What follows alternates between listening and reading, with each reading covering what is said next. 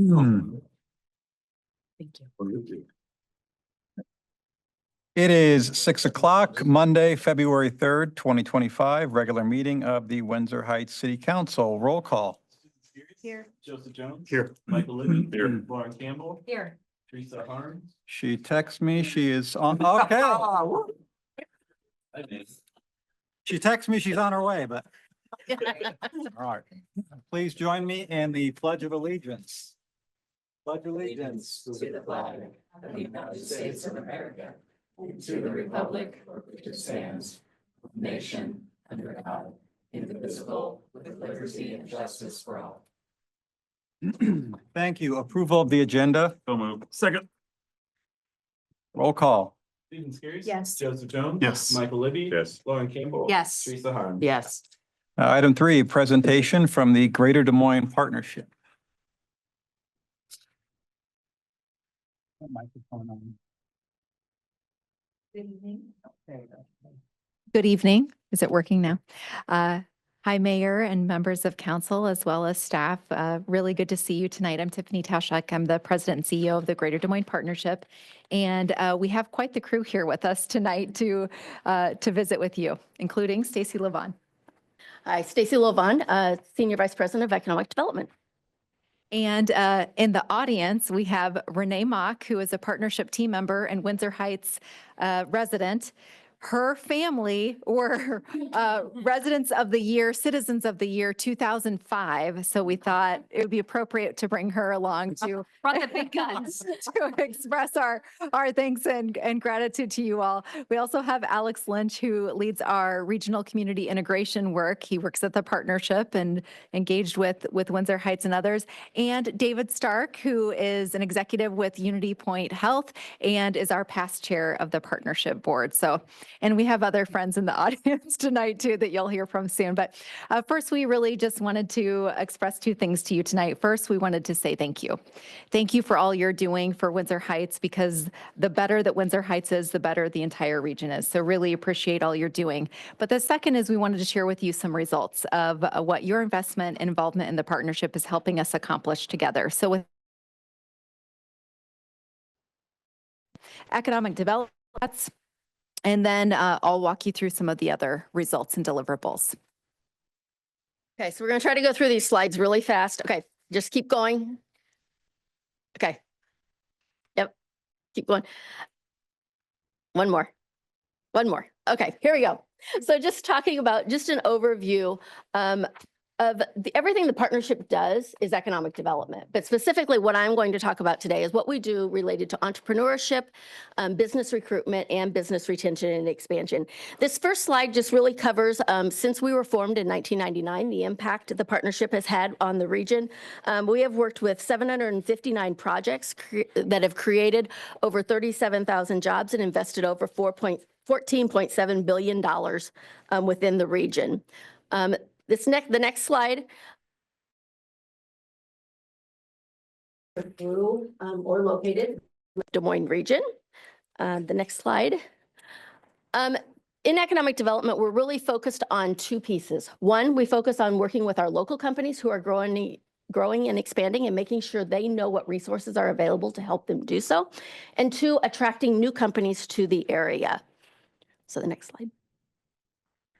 When you talk about business retention expansion, or short, we call it BRE for short, it's important to keep in mind that 80% of your economy and your business growth is going to come from your existing companies.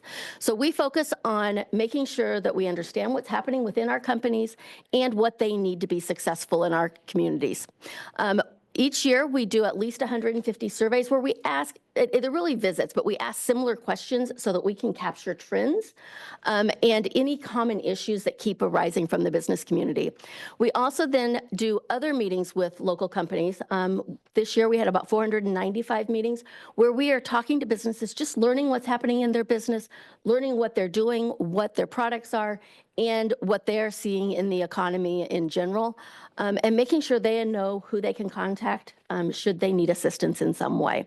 And the final piece around business retention expansion is when we are on our metro marketing trips, we will talk about here in just a minute, we are calling on headquarters of operations. So if they have a facility here in the Greater Des Moines region, but they are located elsewhere. We are meeting with the corporate headquarters saying, how does the region's facility fit within your strategy, and how do you view the Des Moines region? This next slide. PRE study this year. When we talk about business recruitment, we really partner with the state of Iowa. We do a lot of our marketing trips in conjunction with the state. We also partner with our local communities. And it's really important that we are out there marketing and sharing the message of what Greater Des Moines has to offer throughout the U.S. We focus on 6 targeted industries. We work with companies that are out very active with and where we have a core strength, so that when we are talking to them from other locations, we can really sell the Des Moines region and why they should be here. And it's always important to understand, you hear across the nation, you hear about these huge projects that are happening. It's important to understand that there are 10,000 economic development organizations who are going after 100 to 200 major projects in the United States at any given time. From our lead generation,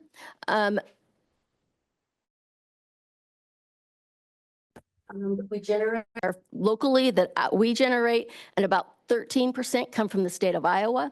And if you look over the past 10 years, it's about that same ratio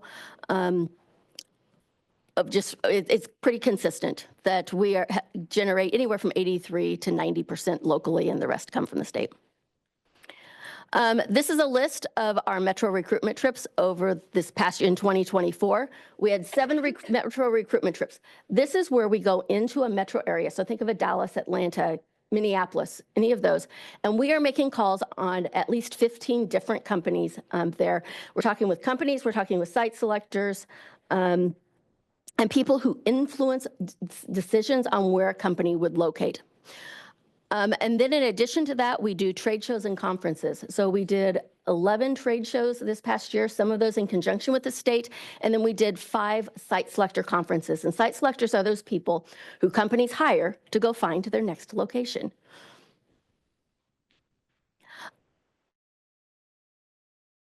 It's generated from 9 states and 6 countries. We are always asked about trends. What are we seeing out there? What are companies doing across the nation, and what's happening within our region? So we really broke this down into the 5 sectors. So very quickly, in the industrial sector, it's really a focus on supply chain resiliency, onshoring, and the growth that is happening in e-commerce. In office, because of the office vacancy, people are looking for that higher end office. They need to attract their workers back, so they're looking at quality office space. And we are seeing a return to work. Companies are requiring their employees to come to the office more than they had been. It will not slow down for several years, and it's all around the race to find electricity. Where can they find electricity to do their business? The housing supply will remain constrained. Nationwide, we have the least amount of existing housing inventory that we've had in 40 years. And on the retail sector, it's really a focus on the experiential retail. There is a redevelopment around malls, and I know nobody would guess this, but sporting facilities are very active right now. Sporting facilities, places where kids can go and play sports and parents can take them to tournaments. So why is all of this, why is this important to Windsor Heights? So we really wanted to show the regional aspect of why this is important to all of our communities within the region. If you look at the red area, it really focuses on your commuting patterns. Of your residents who work, only 2.9% actually work in Windsor Heights. If you reverse that, of your workforce that work here, only 2.3% of those live in Windsor Heights. So you've got 97 to 98% of your workforce and your residents commuting somewhere within the region to work. Live and work here. According to And this final slide that I'm going to. You can be one of those. There's 72 others. That we just.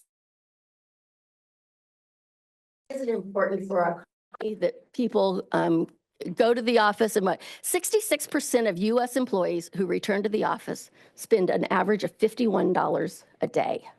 If you multiply that out from the people that are commuting, what can that do on the economy, the rollover effect? Thank you.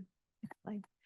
So in addition to economic development, talent development goes hand in hand with that. So we wanted to just give you a quick snapshot of some of our talent initiatives that include, of course, the great community of Windsor Heights. So we have an intern connection. This last year, we had 349 interns from 66 colleges from throughout the United States that participated in this program. More than 70% of them said that it was a great experience and they actually want to move here now and work for that employer because of the experience they had. We also continue to host the Inclusion Summit and a ton of other really great programs, including our multicultural reception. Great job. And in addition to that, we want to make sure that we're keeping the eye on the ball and attracting talent here. So we do have a national talent marketing campaign. I know Michael has helped us with telling stories about it in the past and getting the word out about what a unique place this is. And we're able to do that through our national talent campaign. This talks you through all of the different steps of that funnel and how we're working with those individuals to get them closer and closer to moving here. And we actually have you're so good. We also have here the next step. So once we've recruited them here into the region, we have Welcome to DSM USA receptions that we're hosting with them to officially welcome them. We also have the DSM MVP program. So that's really designed to be more of a customized one-on-one experience for somebody who is new or considering moving to the region to help connect them with other, whether it's a hobby that they're really interested in learning more about, any way to help themselves see themselves here in the region. That's the goal of our new MVP program. DMDC, you are no strangers to this trip. You all have been very active and involved in our DC trip. We really appreciate that. This last year, you were participants with more than 200 others. It was one of our largest trips in a while, and we're really proud of that. So thanks for your continued involvement on a federal level with legislative priorities, but certainly on a state level too. And on that note, would just also point out the fact that you've been involved with our GPC and legislative priorities for state. It really does help and makes a difference. So I want to thank you for taking time and engaging in that. We also work very closely with Windsor Heights Chamber and Tiffany Menke and Fletcher and team to make sure that we're doing all we can to support small businesses. So just want to again thank the Windsor Heights Chamber and the great work that they're all doing in close collaboration with Urbandale as well. And that small business piece really is imperative to our regional growth. So we have a number of different programs that we do in addition to, of course, lifting up and celebrating the great work of our affiliate chamber, because the stronger they are, the stronger we all are. So we do, in addition to supporting those chambers, we do offer Scale DSM, an accelerator program, Spark DSM, which is an incubator program. So those that would be new vendors at the farmers market, for example, to get them out and about and in front of those potential customers, we have sponsors to help support them so that it does not cost them to be on site and participate in that event. This last year, we had 24 participants in that program alone, and overall through our small business support, did consulting and support to 85 small businesses in the region. And we have a ton of different rankings, of course, available on our website. That's part of our role, is to continue to tout the great things that are happening here in the region and that you all are contributing to. Want to touch on these real quick. Population growth for our region continues to be really strong. We're outpacing our Midwest peers, and that's the case also for GDP growth and others. Events and activations continue to be really strong. We're taking those on the road, doing more and more of that regional outreach and regional activations this past year as well. And of course, we believe in storytelling as a way to inform and inspire and really help get the word out about the great things that are happening here. We have a number of blogs that we've been able to share, in part because of great work that's happening here in Windsor Heights, lifting up the work that you all are doing, and a number of other media pitches. One media pitch that we're really proud of, a national media pitch just in the last week that we landed. Our team worked with Reader's Digest, and we were named our community was named the #3 most livable city in the United States. And that's because our team is behind the scenes continuing to work with national media and pitch and explain the great things that are happening here and that you all are helping make happen. So with that, I just want to pause and again say thank you. There's certainly more slides. Happy to answer questions, but want to be sensitive to the time amount that you shared with us. But I want to just pause and say thank you, because each of you are involved in not only lifting up and supporting Windsor Heights, but also the region in different ways. And the stronger you all are, the stronger our region is. But specifically want to call out how you've been leaning into regional collaboration with your involvement and support of DART, which has been really, really important. Your involvement with Catch Des Moines is very much appreciated, and really appreciate all you've been doing there. Susan, and of course, Mayor, your just continued involvement in all of these conversations, and Teresa, you too, involvement with legislative conversations. And then finally, I would just say, Adam, and all the work that you're continuing to lead to drive the community forward is very much appreciated. You can see the development here, and you're really doing a great job, and we appreciate that. With that, happy to pause and answer any questions that you have. Tiffany. Oh, good to see you again, Great as to see you. always. When you talk about workforce development, we have a significant low unemployment rate. The one thing I hear from employers, not only here in the Greater Des Moines Metro statewide, but also nationally, is the problem of finding qualified workers. I suspect that you're running into the same thing when you're speaking to some of the leaders in business around the partnership. But what answers are there out there? And curiously enough, if it wasn't for immigration, Iowa would have had a negative population growth last year, according to the Census Department. So where are you guys at with regard to offering some solutions? Yes, thanks, Michael. Appreciate the question, and your just continued engagement is also very much appreciated. So as a region, as a Greater Des Moines region, for the last decade, we're trending obviously 1.3% in terms of population growth. So overall, more than 16% growth that we've seen in the last decade, which is great. Now, something that we, of course, always keep a close eye on, we do represent 12 counties now, and that's rural, urban, suburban.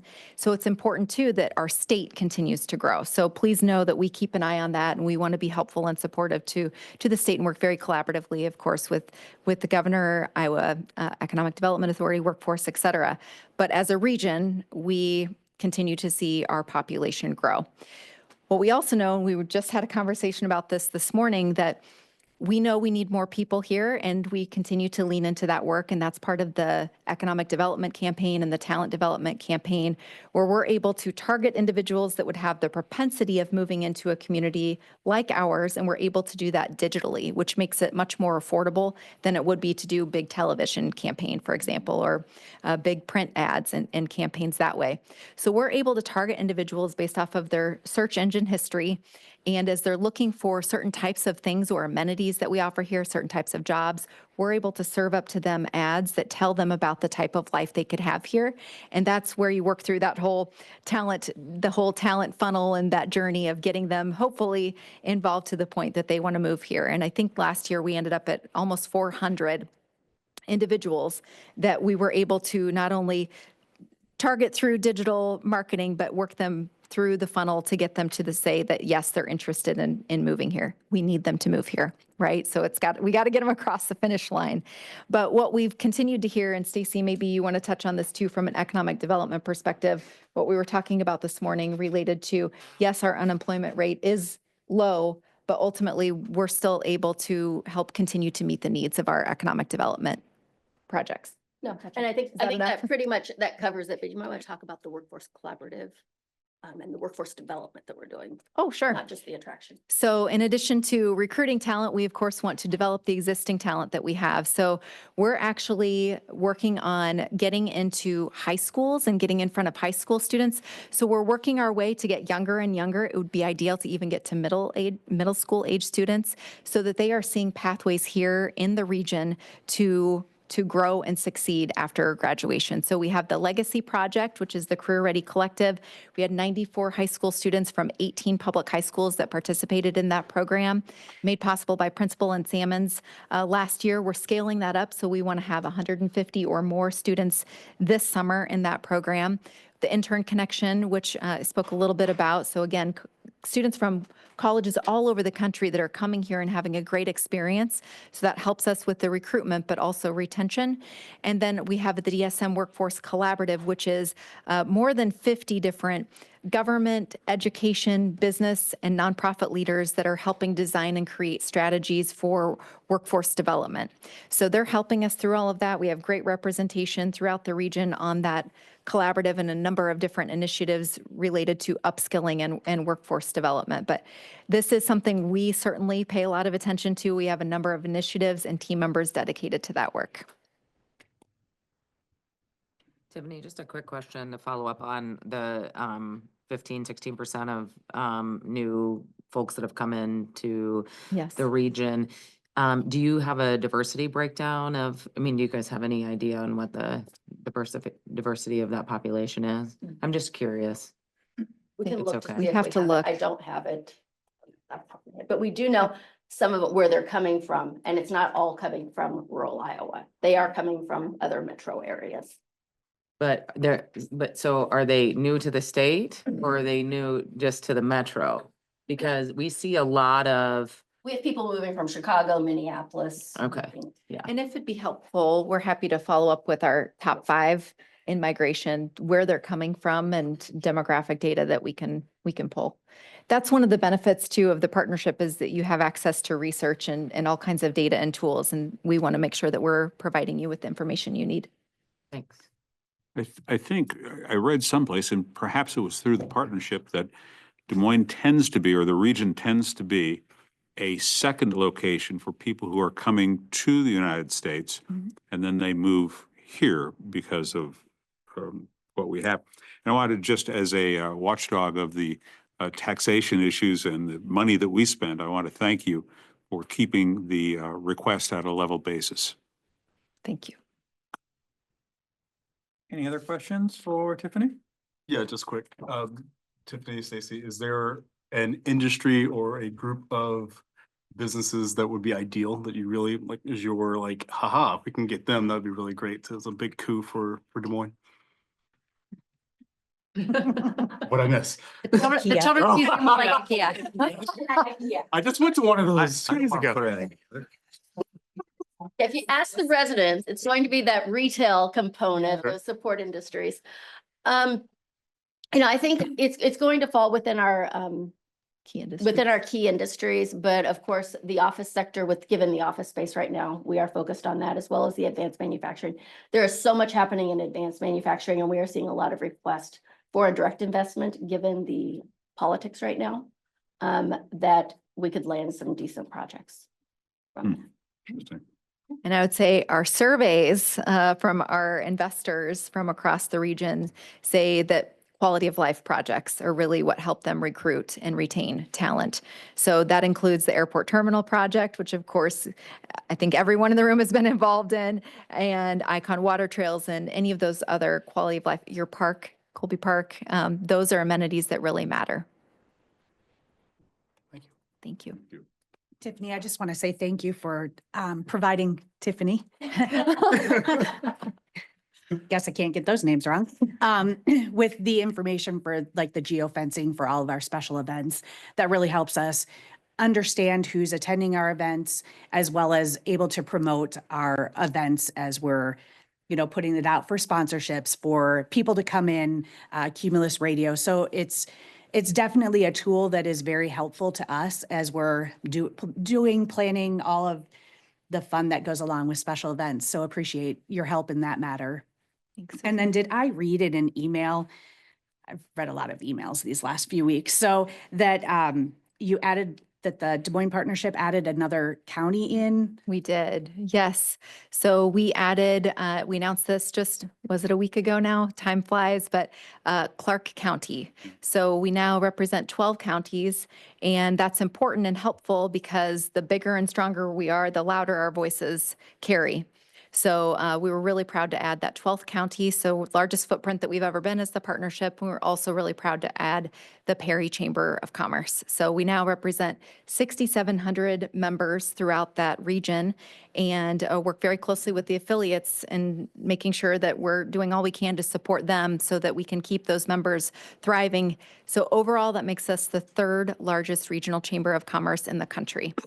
And it's a stat certainly that we're proud of, but ultimately it really does matter when we're looking to get things done, especially on a federal level, which many of you know. So thank you for being part of that. Thank you. Thank you. So I have just thank you for bringing Renee. Representing 79th Street is very important here in this room. So, yeah, oh, that's true. That's true. I forget, but My side, okay, well, I don't know. We'll debate that later. So, happy, neighbors make my life easier. So, no, thanks for being here, Renee. Good to see you. So as you're looking for housing, we have 100 new plus units coming up, so don't forget that. And as you're recruiting, remember where we are. Talk to us a little bit about what are some of the biggest challenges the partnership sees here in this next year. My space is in the legislative space, just from your guys' perspective legislatively, and as you know, one of the biggest challenge that we're going to be facing is potential, continued cuts to the property tax, to property taxes, which obviously help us be able to fund our relationships and partnerships with you all and all of those quality of life initiatives that you just talked about. So share with us what you think the challenges are, and then anything that you're doing in that space to assist. So challenges overall, we always view as opportunities, right? So again, we really believe in the power of stronger together. So the more that we can be united on those challenges to address them, the better off we all are, especially if there are different views. We're going to come up with a better outcome because there are different views, different perspectives helping guide that. So in terms of property tax, the position the partnership has taken is pro-growth. And we know that we have investors and board members with differing opinions on property tax overall, but there is consensus on this being a pro-growth region and state. So we continue to be up at the Capitol. As you know, we have a lobbyist, an internal team member who's at the Capitol, as well as external support. And I'm up there several times a week. Janae is as well, but continuing to engage with you all, as well as MAC and other city county leaders, just to make sure that your perspectives and solutions are being passed along so that we can continue to, again, be stronger and better together. So we're doing a lot of things behind the scenes on that topic too. But in terms of other challenges, I think it's just a matter of, there's a lot of change. But with change comes opportunity. And again, we believe that we're going to be stronger if we're defining that path forward together. Thank you. Any other questions? Tiffany? Thank you, Tiffany. Thank Thank you, you. Tracy. Thanks for the opportunity.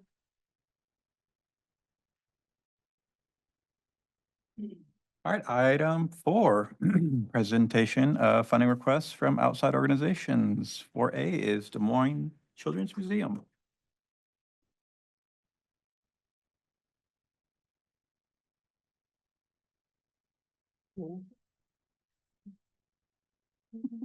Yeah. We didn't think to do this electronically. I wish I did. Yes. It's much nicer. I have the right color. It's behind, That's okay. And do we need to say our names and where we live and all of that? No, it's not like the open meeting. No, Oh, okay. Just your names. So people aren't following us. I'm Julie Burtnett. I'm the executive director of Des Moines Children's Museum. Ashlyn Schaefer, my official title is Programs and Events Director. So we are still located at Valley West Mall, in case you haven't been there. The lower level, we're sitting at about 14,000 square feet. Last year, we had over 69,000 people come and visit us. Those are duplicates, just so you know, in case you're thinking it's individuals. Because we collect zip codes, we don't collect personal information, like where do you live and all of their how many people are in your household all the time. We just do the zip codes. From Windsor Heights, I don't like your notes. From Windsor Heights, you guys had 698 people last year. The previous year was 612. And then in 2022 was 568. So we're continuously seeing a nice growth for Windsor Heights coming into the museum. We actually don't count anything that's outreach, just so you know. We've had a really, really lovely time coming to a lot of your programs. We've really enjoyed it. Like the winter program, we also did Fall Fest. Fall You Fest. guys are our favorite places to be. because- I think they Sorry. record this. They do, but that's okay. No one else needs to know. Yeah, there's no other cities listening probably, right? But no, we really do enjoy coming to Windsor Heights. The families are wonderful. You guys are easy to work with and everything like that too. This year, our funding request is a little bit different because we're kind of in a weird holding pattern. We know we can't stay at Valley West Mall because we know Valley West Mall isn't going to be there for much longer. I mean, I don't have a date, so I don't have inside information that you might have more than I do at times. But so we're still working on exhibits a little bit. We're still putting together lots of programs, and we're absolutely looking for finding a place that's new for us. Not new, like building it, like we would like to renovate, because that's kind of what we are all about, is reusing things and repurposing. So that's why we kind of put this capital campaign kind of component in that request. Because it's important for us to be able to make that big jump from the mall to a freestanding building. And now I feel like I should talk to you guys more about that stuff. There's a huge packet. This is a draft. I don't know if I'm officially supposed to share this, but I was like, whatever, I have it in my drive. You guys get this draft. It has not been officially approved by the consultant. We are working with the consultant because we're a small organization. We're 7 years old. And so we don't have big names on our boards and stuff. We're working on getting a campaign board together, and then we'll be launching a capital campaign. We finished up our feasibility study last year. The big thing is that our feasibility study found was they wanted us to stay with good parking. That was a huge deal. And we kind of knew that too. And they want to keep us central. So like if we're not like right where we are, it's still going to be very similar to that area. We're not going too far away from that. So we don't see that affecting the numbers of how many people come from Windsor Heights. I feel like I should have like I know. watched Tiffany better. She's so good. She had a PowerPoint slide. And I'm like, I didn't even save one of those copies for me. I have like the annual report. Well, they're just Um, looking through yeah, it. It's they're all looking through good. it. It's a lot of It's stuff. that lays out what we'll be doing for our capital campaign. Yeah. So Tell us little. about the water table. Wait, have you seen the water table yet? Well, I see this picture of it. I don't Haven't seen think it in Mike is person. going So to. do you want the full story? Because it's kind of an awesome story where back in October, I got an email from a water table artist, actual title, that asked if we wanted a water table, and I assumed it was spam and I deleted it. It was a very oddly formatted Yes. email. It looked like spam. And a week later, that same water artist called the museum and was like, I want to give you a water table. And I No, was no, like, that "Great." sounds wonderful. No, Give but is yeah, not and the he was correct like, word. but it costs this much, but it's this $300,000 water table. I will sell it to you for $105,000. I'm like, yes. Now, if you're thinking in your head, that sounds like a really bad deal. We've been pricing out water tables for the last 7 years, so we know that that is a really good deal. We go to the conferences every year that are part of the Association of Children's Museums, and for the size of the water table we have, it is a little over 14 feet, and then it's like much wider than a normal like table that you would expect. It's nice and low to the ground. The pictures you have are probably a little different than what we have. It's hard to actually capture a really good picture with the kids because they're moving so much. They're moving these little yellow and blue dams around, their little things. We have ducks, we've got boats. What I enjoy about the water table is the adults. The adults they don't push the kids out of the way sometimes, but they don't feel like the kid is like doing the tunnels and stuff right. And I'll see people. I did a birthday party on Saturday and I had 3 gentlemen. I heard yelling and I had to like walk back and be like, what's going on back here? And they were like very large gentlemen because they had races going with the ducks and they had like formatted a certain way to make sure their ducks would go faster and stuff. And the kids are all like, yeah, so it was very cute. It's a really good exhibit. It was originally an exhibit we planned on for the capital campaign, but when we got this kind of deal, we were like, yes, we're gonna go ahead and move forward so the kids can start enjoying it right away. I sympathize. My kids play with toys wrong all the time and I have to play with them for them. Even the water table. No way to play with them wrong. They're very creative. Kids can be creative. And that's what you want in your future workforce is you want them to be doing things differently than what we think of. But I just want is to the say way. thank you for all the programming that you do here, both in Windsor Heights Thank you. and at the museum there. Yeah, we really enjoy it here. So I'm just curious, we didn't get to play with boats. I'm sorry, no, we didn't have those out. We You just can had come ducks. back and stop at the front desk and be like, Ashland said we can come and play You guys with can boats, always and come. we have them. Yes, we have little boats. We're on tomorrow. We'll be open at There's a 9:30 membership, you can tomorrow. be as +1. There you go. I just want to thank you guys so much I love coming and bringing me my staff outings there, sometimes, and it's fun and because they all have kids and I don't, but anymore. I mean, Yeah. I did bring my children. They're just, I mean, I do have. It's a long day. Understand. But you know what I mean. I did make my Yes. children come. Even though but they have fun too. At 13, my littles are still, Yeah, they and like to come. they can do silver cord hours. We get a lot of high Oh, schoolers that come back now. It's really nice to actually see them coming It's back fun. and they remember it from when we were really tiny. And then we enjoy really when we get to write those letter of recommendations or we hire some of them Mm-hmm. and they hang out with us all their college years. Like one of my favorite, oh, that's so bad. Ju- One of my favorite recorded. volunteer, I know, but they're not gonna watch it either. She started volunteering when she was a freshman and now she is graduating a nursing program through Drake right now. So she only works a very small amount because she has all these clinical hours that she has to do, but it's wonderful. And then she's gonna go and get a real job and we'll miss her. But everybody else appreciates the fact that she's gonna get a real job and contribute to. Oh, yeah. She's gonna be a nurse. She's gonna be fabulous, We need to help her. So But- just thank you though. We Yeah. really, I love what you guys are doing and, I just think we've been to lots of different children's museums across the country and I just am so glad that you guys are here. We'll get there. Yeah. Yep. Yeah, because I mean, just so you know, we're the hardest critics for ourselves for a children's museum.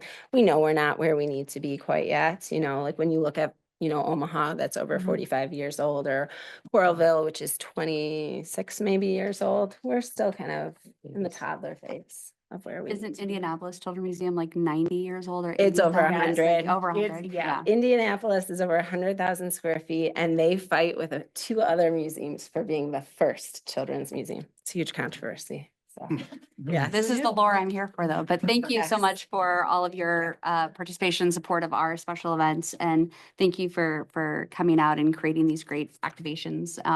Whether it's for families as they're standing in line to ride the horse-drawn carriage at Windsor Wonderland, that parents could stand in line and the kids Mhm. still stayed busy and stuff. It was fantastic. And I regretfully took your advice and went to the Indianapolis Children's Museum. And it was so great that we changed our return home so that we could stop back again. And It's I know like that so there's great things in store for the Des Moines Children's Museum. And if I recall correctly, you guys would even be open to Windsor Heights as a location. Absolutely. And find a spot. Either AJ or Adam introduced me to who's gonna step up. Yes, that does real estate here, that owns a lot of properties and stuff. And we had a meeting last fall, I believe.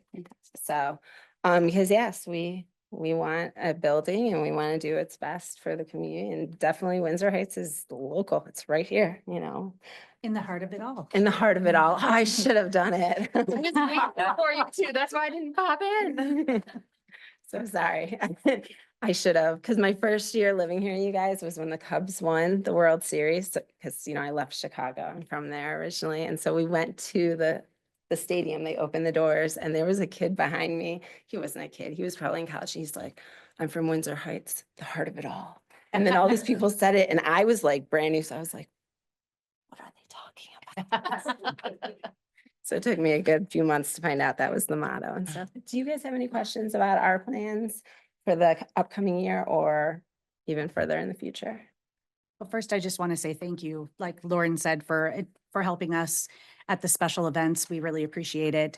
It's nice to know that we don't have to worry about a few things and that you taking care of and monitoring areas that aren't even yours, but you decide that you're gonna go find a broom and start sweeping things up, you know, so we definitely appreciate that. But could you just provide some information on whether your organization actively seeks sponsorships, organizes events to raise funds or receives donations at events? Yeah.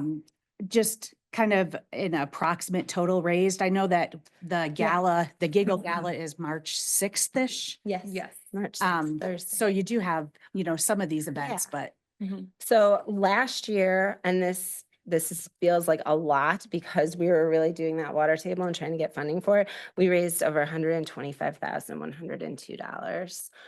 In that, you know, like over 700 was coin donations, the little vortex. We do have a coffee cart and stuff, but the big ones are when we're writing our grants for things like Bravo and for community foundations of Greater Des Moines for when we were doing capacity building. And 'Cause Prairie Meadows. Prairie in Polk Meadows County. too. So we do absolutely try to build that kind of stuff into like building us up. We just did our annual report and we have a huge list of people that we got money from, whether it was from sponsorships. We feel a little like our hands are tied a little this year. We don't want to sell any sponsorships to events at the museum because we do not trust that we will be able to fulfill those. So we're like, for example, we're not doing summer camp this year because it's one thing to be able to like, I can hand the money back to a parent, but that's not going to satisfy them. If we said we would take your kid for 3 to 4 hours a day and we tell you 2 weeks beforehand, I'm so sorry, the mall is no longer here. Like that is not something that we can actually dig ourselves out of very easily. So that's kind of what it is now. We have kind of an annual campaign book that we want to put into play, but there's things like New Year's Eve next year. When you're putting 900 beach balls from the second floor of Valley West, it's magical. And I would love to have somebody's logo on that, but I also don't want 900 beach balls with somebody's logo and not have a place that I can actually drop them from. So I have to kind of, we just Yes. have to wait on that. That number will look differently this year. We're only really selling sponsorships for our events for the ones that we're not doing. So we're holding at the mall. So Touch a Yeah. Truck, the gala, all of that. Yeah. As for our own events, yes, like we do have special events that we do charge either regular admission or slightly above our admission fee just because it's after hours. And that all goes towards programming and other events. thank you. You're in 10,000 square feet now. We're 14,000 square feet, 14,000. but not 14,000 of exhibit space. So that's where it kind of gets a little bit, we're closer to that 10,000 mark. You're looking Actually- for what kind of space? 20,000 Oh. with room to grow. Because like when you look at children's museums that are like in Omaha and Iowa, like Omaha is getting a whole overhaul right now and they're gonna get a whole new area and a different area, different, like against. Yeah, like it's the a different river. area. Yeah, Is there they're a river moving now? because they're out of parking. We're being very, as we're looking at buildings, very critical. Because we don't want to be we want to leave room for growth. We don't want to be in 5 years being like, ooh, so turns out we misplanned and we have to start this all over again. Yeah, That's not a good look. no. It's not enjoyable either. No. So. Further questions? Just want to say thanks for letting me come play, even though I don't bring kids with me. I got some you Because can it's a cool borrow. place. I can bring Adam. Adam will be my plus one next. It's fun. Thank you. very much. Thank Thank you. Ladies. Impact? You want some impact? Brandon Ford said he will not be able to be here this evening. Okay, I don't see Ricky here. And Ricky was not able to come. Okay, so D, Windsor Heights Chamber of Commerce. Good evening, everyone. Really appreciate the time, and thank you for your membership and your partnership, especially since we've had this merger back in 2023. It has been a wonderful opportunity. I'm here tonight with Fletcher Berry, our membership director. It's been a lot of fun to have this partnership and be able to really experience this wonderful community and volunteer and voluntel kids to really engage. We really appreciate it. Since we have had the merger, we've had 15 new members, 2 of which are investors. We're really working hard to engage the business community. This next year, we launched Wake Up in Windsor Heights. The first one just took place at Dinner Dispatch, where we had a sold-out crowd. The next one is coming up next Thursday from 8 to 9, if you want to mark your calendar. The whole goal there is to get our Windsor Heights businesses together, connecting, engaging, getting to know each other if they don't know each other, and really build that community in the business community. And so that's why we launched the Wake Up in Windsor Heights. Since the merger, we've had 4 ribbon cuttings, and according to our notes, over half the businesses of Windsor Heights are now members of the chamber. So we see that as a success. With that, one of our main roles is referrals and making sure that we're helping to build their business within the chamber, and this includes Windsor Heights and Urbandale. We distributed over 2,000 referrals in 2024. That's one thing that we really try hard to track and measure how many times we're pushing our members' business. That's an important piece of it.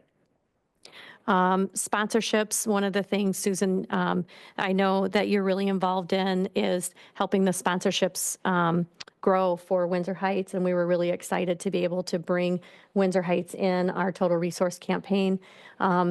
That effort, and then also with the foundation to really help build those events up through those sponsorships. And at the same time, it gives our businesses an opportunity to have that exposure, not only to Windsor Heights residents, but from the entire region that you draw in and attract to these amazing events.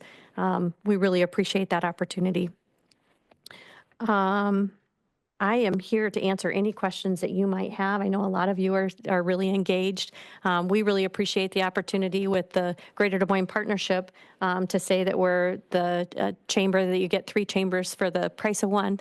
We have a really great partnership with all of the regional chambers, and it's been a really wonderful journey to be able to come alongside Windsor Heights and assist the best that we can. So any questions? So I think what I heard you say is you really were your favorite child. Yes, yeah, well, I do have one favorite child here, so I have to be careful about that. It is. I think I saw that in your anniversary video too. Yeah, So, they all say that they're my favorite. yes. No, I just really want to thank you for help lifting us up in a time when we were floundering and in this space. And so thanks for believing in our community, and thanks for committing, because you're here a lot, you are engaged a lot, and you've really helped bring us along. And so it shows in your commitment of you and your staff. Fletcher, he comes and does and asks and volunteers, and all of that is really, really appreciated. Well, So thank you. he is a future Windsor Heights I know resident, it. so. I've got his stuff ready to go once he seals the deal. So Perfect. thanks, Tim. Any other questions I can answer? So just kind of continuing the question about, like, if you actively, of course, you do seek out sponsorships, you kind of talked about that, but events that you use to raise funds or receive donations at these events, just kind of the total, and not really asking Urbandale, because I mean, it's kind of a weird thing, but the kind of the amount that you've received in sponsorships, grants, donations, that you could kind of attribute to Windsor Heights. So campaign last year, This number includes the city and it includes the foundation. By the end of the year, we generated $388,350 in sponsorships. That includes not just cash, that's trade and budget reduction trades. So Susan is familiar with those terms, but our BRT or budget reduction trade would be similar to instead of paying money for a porta potty, you get that in a donation in exchange for a sponsorship. So we work in that space as well. I don't have it broken down as far as Windsor Heights Chamber specific, because back in 2024, we were still sort of going through the merger and working through all of that. So we had the Talk with Officials that was sponsored by Bear here in Windsor Heights. We had State of the City that was sponsored by Colby Interests, and we had the new resident mailing. So it wasn't a significant amount specifically. As we're continuing to grow the programs and what's most important to the business community, like the Wake Up in Windsor Heights, we'll continue to grow that specific section. All of the money that we raise for Windsor Heights goes to Windsor Heights Committee, and then they distribute it back out to whatever programs and things that they would like to do. So right now, we're working on revamping the entire website for the Windsor Heights Chamber. We're working on green ribbon and logoed ribbon for the Windsor Heights ribbon cuttings, things like that. It's just taken a little bit of time through that merger, and now we're kind of taking steps forward to make sure that we fulfill the things that are really important to the chamber and the business community. I also want to thank you and your staff and Addie, because And I think Elise was there too. Silent Disco wouldn't Yep, have run silent- without them, you know? So, but thank you to your staff, to you as well for helping out at the special events like you have. I know that we appreciate that, and it takes, especially Fall Festival, it took a lot off of Lauren and my shoulders for you to just jump in and take control of this situation, and then we were able to work on others. So definitely appreciate your help there. Yeah, absolutely. Any other questions that I can answer? Well, thank you. Appreciate it. Thank you, Tiffany. All right, Windsor Heights Foundation.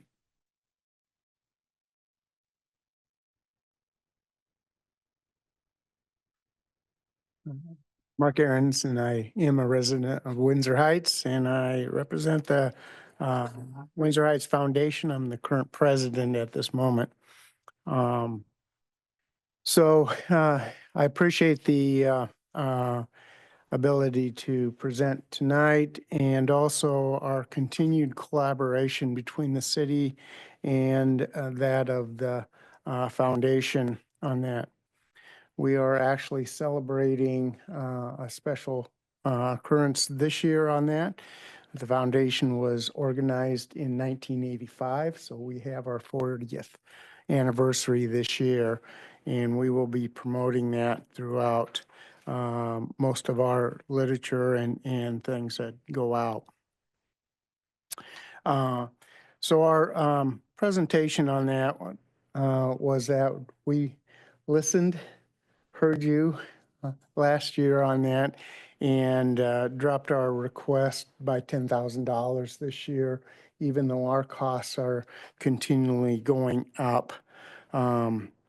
So, and part of that was you had asked, I know last year, in what ways that we could be able to lessen the blow in request on the city. And so we have various means of ways that we're trying to raise revenues in our sense on that. One is through sponsorships through the chamber itself on that is one of the various things. We have also starting to institute various programs to increase donations and also appeals, and that would be either public, private, or legacy appeals to raise continual monies on that. The other part is that we're emphasizing a little heavier this year than we have sometimes in the past of submission of grants so that we can bring things in. We anticipate that our numbers will be back to normal, if not greater, since Colby Park has been remodeled and we do not have the construction problems that we had last year. We suffered probably about half the numbers of attendees throughout our Nights in the Heights series with that. And we attribute a lot of that is because we get 50% of our crowd comes from having families come down, and it just wasn't appealing because there wasn't anything to do for young children and things last year. Totally different this year. And I will emphasize I am on other civic groups throughout the metro. And I will tell you that I think Colby Park is a premier park now on that. It's pristine compared to some other cities that are quite larger. So I commend the city for having that project go through. In the past, through both our ice cream socials night and then our Nights in the Heights, we feel that it showcased Windsor Heights in a very positive way. And so we're anticipating easily having over 6,000 total attendees throughout our events that come in with that.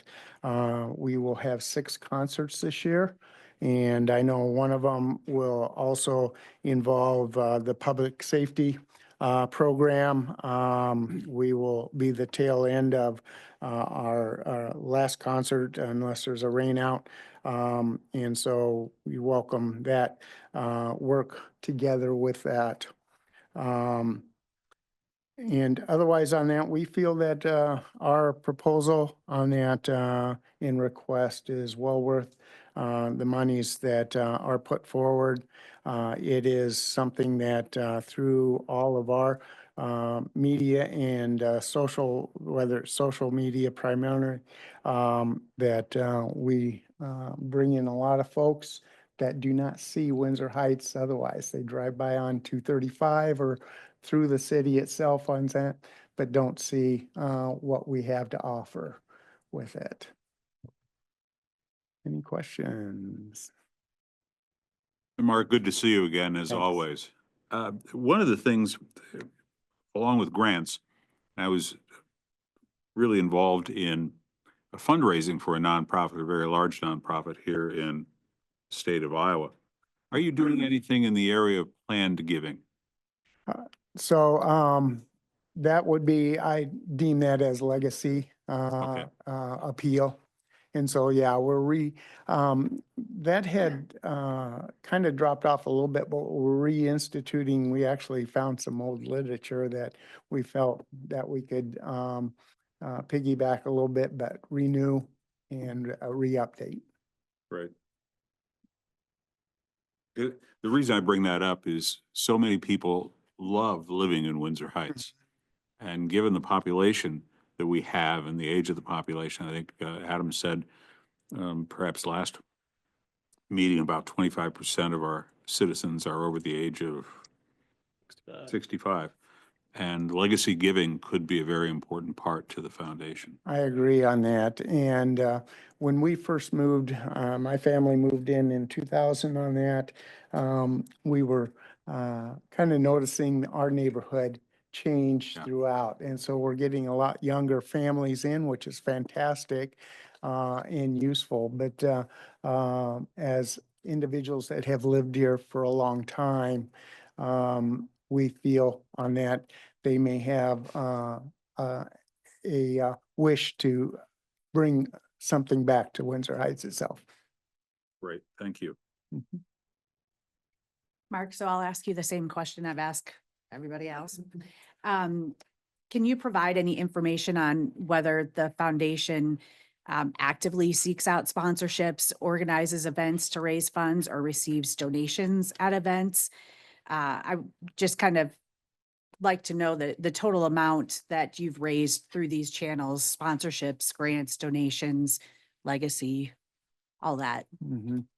during like just the 2024 calendar year. I know things were a little different due to the lack of people probably putting money Right. into the pot at the concerts, but the rest of that, still kind of went on as usual. Yeah, so we re-looked at some things on that we felt we didn't do as well. Sometimes, especially, but 2024 definitely was a little bit short on what we could bring in on numbers that we were appealing or trying to reach out to on that.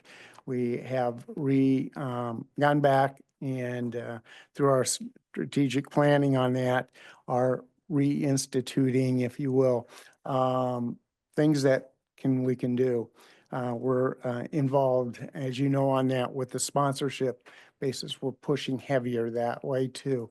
We're pushing heavy on donations itself on that. So with less individuals coming into Windsor Heights last summer, we just had a downfall on donation base, at least on through the summer months itself than what we had in the past.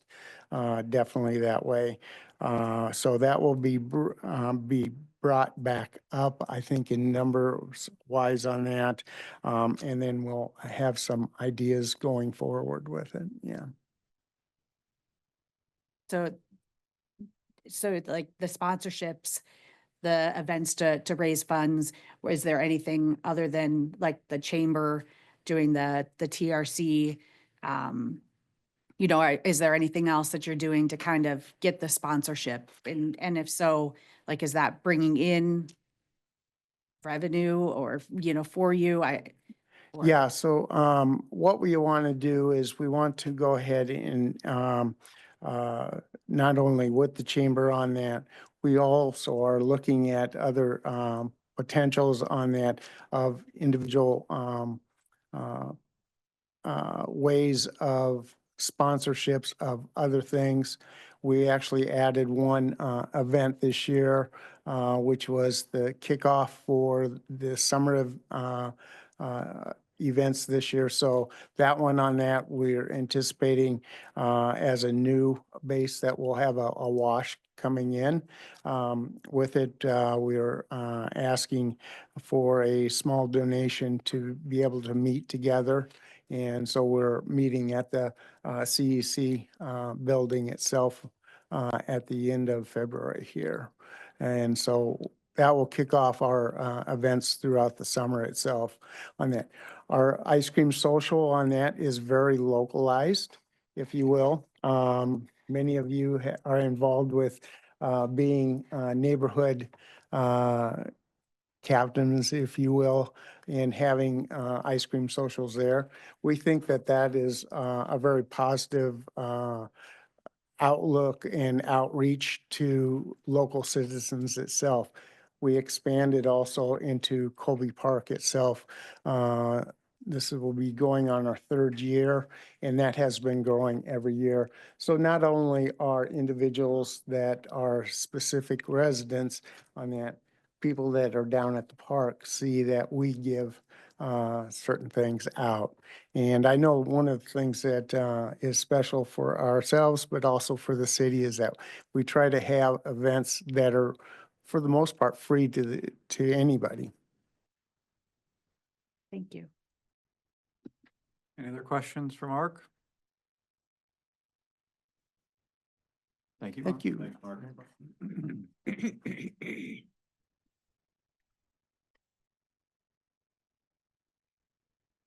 We're moving into the city business portion of things, so if you want to flee now, it is the time.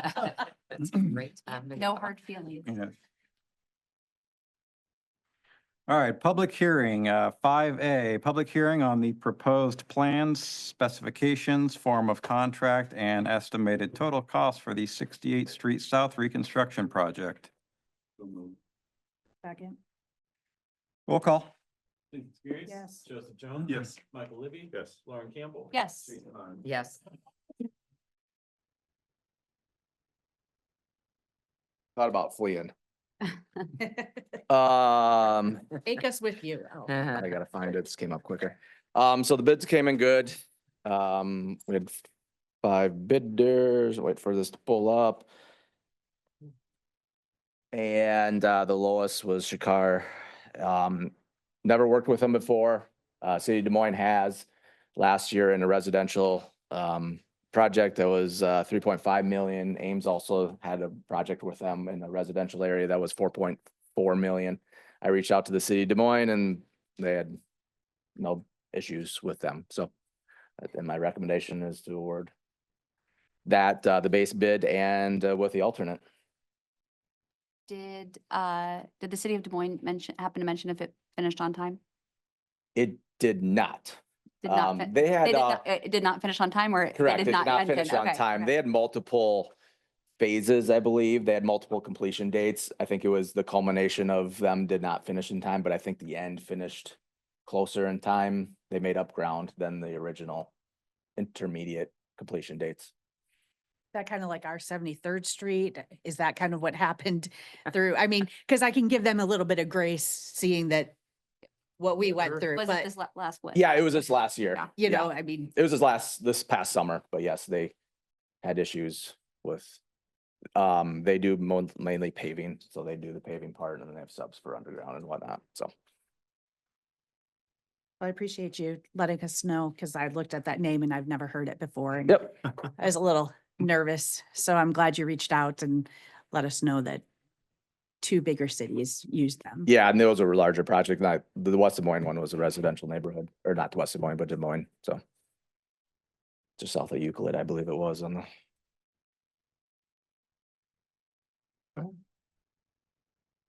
Is that how all of is that how our other projects where they do the surface work and they've got subs for everything else, or is that unusual? Usually the pavers just do paving unless Okay. they're a bigger company that have subsidiaries that do underground and other thing, dirt work type of thing, but mostly the pavers pave, Gotcha. Okay, do the concrete work and stuff. fair. Public comment? Anybody online? We on our lonesome? Is there anybody online? No, there's no one on there. Okay. Motion to close? Moved. Second. Roll call? Susan Skiris. Yes. Joseph Jones. Yes. Michael Libby. Yes. Lauren Campbell. Yes. Teresa Harms. Yes. 5B, consideration of resolution number 2025-11, a resolution awarding the 68th Street South Reconstruction Project to Shekar? Here. Okay. Shekar Engineering PLC. So moved. Second. Any further discussion, questions? Hearing none, roll call. Susan Skiris. Yes. Joseph Jones. Yes. Michael Libby. Yes. Lauren Campbell. Yes. Teresa Harms. Yes. 6, public forum. This is the time set aside for comments from the public on topics of city business other than those listed on the agenda. No action may be taken. Please come to the podium, state your name and address for the record, and keep your comments to no more than 5 minutes. What comment?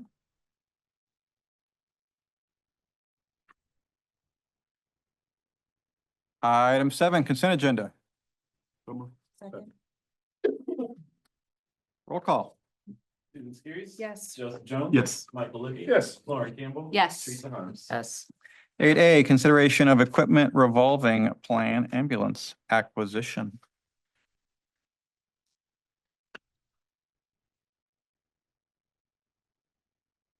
Brought the big guns.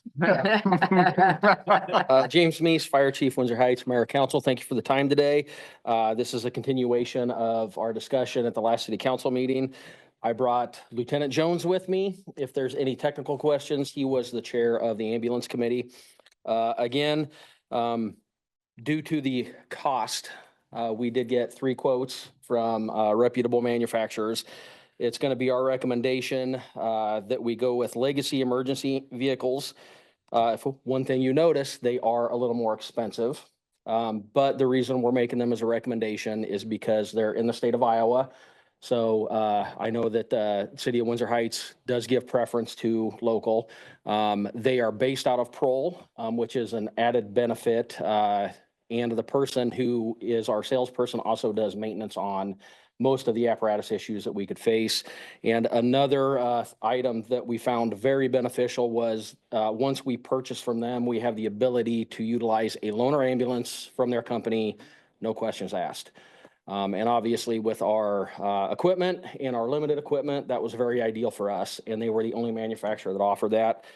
I will say that the cost that you're presented with is including a $5,000 deduction in cost if we do 10% down when we sign. So that is worked into the cost. Does anybody have any questions for me? I know you've all had this information in front of you and we did discuss it last week. Do you have any questions for Jones? He would love to answer them. You said it was worked into the quote. So is that the 389,000? That number was the five? Yes, so or the 10%? final cost includes $5,000 off for a 10% down payment. Okay. I will say that estimated delivery date is 18 to 24 months. So that would push it a little bit past the fiscal year. So do keep that in mind. Our top two manufacturers had that kind of time frame, but our third manufacturer was 3 years, 36 months. And I will say that every week we wait, times get longer and longer. So I do appreciate the work that got put in by our committee, both full-time and part-time staff. We spent a lot of hours discussing, designing, all the things that a new apparatus entails. So Was it unanimous? It was actually.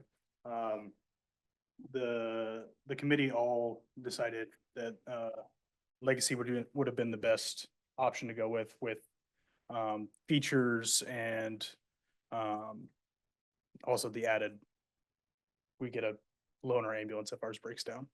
And the fact that most of the maintenance, our rep said that he would be able to do in-house without actually taking it out of service for most of the time. It sounds like he is also I believe his father runs the company. So if he didn't know how to fix something, he could make a phone call and pretty much get it worked out within hours instead of days, weeks, or months. So he was also very, very receptive and easy to communicate with for us. So there were several times where we called him in the middle of our committee meetings and he stopped, pulled out over on the side of the road, stopped, pulled out his laptop and started giving us information and all of that stuff. So Are there other agencies within the metro or surrounding areas that have used Legacy? yes. So Legacy actually uses or sells Lifeline ambulances. That's who Norwalk has. I believe Polk City might. But yes, there are several other agencies around us that use their ambulances and have had great things to say about them as well. I'm sure that, I mean, it gets around, word gets around if somebody doesn't like, say, our ambulance. Yes. That isn't always great.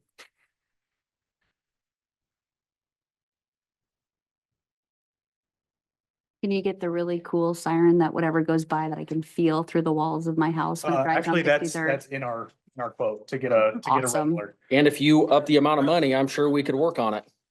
Throw a tornado We siren on that. we gotta cut like $3,000 off. Frank. Can you just add a tax to her property to cover that? Oh, I don't want it. It can, I don't need. Dave, you're sitting at your desk. I'm sure. Pretty sure you asked for it. There's one as it drives by, I can like feel it. How many people don't pull over for us? So Oh, I do see that. I do see it. The stoplights. Yeah. Scary. rumblers are very loud, but they are effective. So. Well, is there a, Do we need to move to approve that? yeah, is there a Okay. motion to So purchase the moved. Legacy? Second. Any further questions? Roll call. Susan Pierce. Yes. Joseph Jones. Yes. Michael Libby. Yes. Lauren Campbell. Yes. Lisa Harms. Yes. Thank you. Very much. Thank you. Fire department is happy. And We're the proud owners of. give our gratitude to the committee for meeting and helping to narrow down the options Yes. for us. Appreciate it. Thank you. Your future self. That's right. 8B, We should have. discussing the budget. More. Better say break first. No, no. So moved. First thing I want to do is, I did include, on the top of your, budget book, this, like, work. And this will be for next time. I wanted to have it this time so you can make notes on it or whatever. But next time we'll work on, where the funding allocation is going to go. That's what that blank box, the blank boxes are for. So you've had requests of 27,250, but you have available funding of 17,300. So we will have to make some decisions, or you can up the budget. That's completely up to you guys. I'm just sticking with what the budget was last year. We're trying to stay within those numbers. So, those kinds of discussions we'll have at the next council meeting, which will be a work session for the budget. So just FYI, if you want to be thinking about those kinds of things before. So what I'm going to do is quickly go through the proposed budget, and then the guys are going to do the ERP, their pieces. They're only going to do about 3 years worth, so it'll be that. I'm not going to read. You guys like to read. I do realize this is the first time you've seen it, but so we're just going to do highlights. And then next time we'll get into what I will point out is that we will do individual meetings with council. Actually on the budget schedule, page 3, we'll do individual meetings with council if you would like one. Anytime between 2-4, so tomorrow, and 2-12. 3:12 or 2? 2. Oh, 2:4, 2:12. Okay. So 2-4 and between 2-4 and 2-12. If you would like an individual meeting, let me know. I will get something scheduled. Personnel and Finance Committee will review the budget next week. And then, like I said, at the next council meeting on the 17th, we will do have a review work session, and then we'll do a capital improvement plan public hearing. And then things don't ramp up again until March. And yeah, fun stuff. Council goals and objectives have not changed. They're the same as last year. Updated a little bit, right, Adam? Maybe a couple. There's a couple tweaks in there. Couple tweaks. From executive summary, page 7. So this year we're proposing a decrease of 3 cents for the total tax levy rate. You're not going to increase this year. There have been, and primarily this 3 cents is coming from the employee benefits fund. We have a significant amount of dollars in this employee benefits fund, so that's where that is coming from. Revenues, taxable valuation did increase by 2.3%, but revenues only increased by 1.2%. Thank you, House File 718. That's all I can say about that. Rochelle Spicy, I love it. Oh, you're not. Let's go. I hear about it all the time. But they're doing good. But hey, I love it as a homeowner. Let me say, I love it as a homeowner, but as a finance director for a city, it's not my favorite thing. Total FY26 revenues are estimated at $11.6 million. Our estimated loss will increase to 1.54 million. Everything else is actually expected to increase this year, so that's good. Our controlled enterprise and capital improvement fees, nothing's changed with that. Our expenses are estimated to increase at 3.41%. Of note, we actually do have now TIF rebates, which we have to account for, which we haven't had in the past. So we did do a new line item, and that budget is $325,000. Just remember, it looks like we have an increase, like, oh my gosh, what is this increase? Well, TIF revenues are going to swoop in and make it 0. So it doesn't really affect anyone. The stormwater fund shows an increase of 150,000 for Wilshire Boulevard storm project, and then of course wages and benefits increase in all departments, and union wages are set to increase for the labor. Capital investment projects, we've got 68th Street, our big one for reconstruction, 74th, Forest Court, University Avenue ceiling and striping, and then of course Wilshire Boulevard, which I already talked about. And then the ERP purchases for FY26, the guys will talk about those. And local option sales tax, we used that this year for the community center, the library, funding the equipment replacement plan, DART, which we have not done in the past. We're going to do that this year. We're going to use DART. We're going to use those funds to pay for the extra funding that DART's asking for. And then the balance will go to the 74th Street reconstruction project. That project has been slated to be used. It has been needed. We need cash. So lost is our only option. So that's what we're going to use for that. And then our future street projects fund, the unallocated balance. Remember, this will be at the end of FY26, 4.2 million. I'm really saying that to Adam because every time I tell him he has money, he wants to spend it. So there will be 4.2 million at the end of FY26, but we're going to use some of that for Forest Court, more for 74th Street, and then the Patio Street redesign project. The next page is just to show snapshots, what it looks like, the revenues and our expenses look like for the last 5 years. And then each department goes has its own page. I'm going to let you guys just go through those yourself. Unless somebody has specific questions, I'm going to let the guys go ahead and come up and do their ERP. So Rochelle, I do have a quick question. So you talked about increase in expenses was 3.14%. Yeah. But our projected revenue, well, let me rephrase that. Our valuations increased by 2.3, but our revenue increased by 1.2. So reconcile that for me, dollars and cents. Like, so did we have enough revenue to come in to cover that increase? We did. Okay. And you have to remember that also property tax valuations were 1.2% increase. Everything else increased as well. So we're still on the level. Okay. We're still okay. We will possibly have to dip into reserves, but we have ample reserves. We're in the like 52% range in our general fund reserves, which is not unheard of. Other cities have that high of reserves, but it is actually probably too much. So we're good. It's okay for us to dip into those reserves. We should be at about 25% of our operating expenses should be reserved, and we're at about 52%. Okay, well, don't tell the legislature. Well, Make you do a spend out, lots take of all your those money are away. So question, Rochelle, on the proposed decrease of 3 cents for the total tax levy rate. When we don't know what's going to happen with the legislature this year, we don't know how our property taxes next year will further be impacted. Does it still make sense to do a reduction this year? I think it does, only because if we do have to have a bigger increase next year, maybe doesn't hurt as much.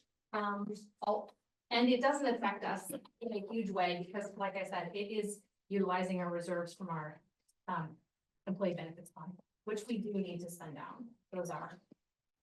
And those are protected levies, so if we need Yeah, to we can. increase those for employee benefits, they can go back up. We're not constrained by. Gotcha. Insurance rates. Thank you. Whoever, insurance rates did not increase this year. Health insurance rates did not, had no increases, which was unheard of. And so our employee benefits fund, I was assuming like, oh, we'll have an increase and that'll use some of those reserves, and it didn't, so. Okay, thank you. And if we do increase property taxes down the line, no one's going to remember the 3% reduction. But we can, yeah. Exactly. And you said that the employee benefits, that can only be used for reducing the tax levy. There's nothing else that it can, or. You mean employee benefits? Yeah, the employee. Employee benefits only can be used for insurance or employee insurance, FICA, IPERS, those and like physicals. Very few things. 16. Thank you.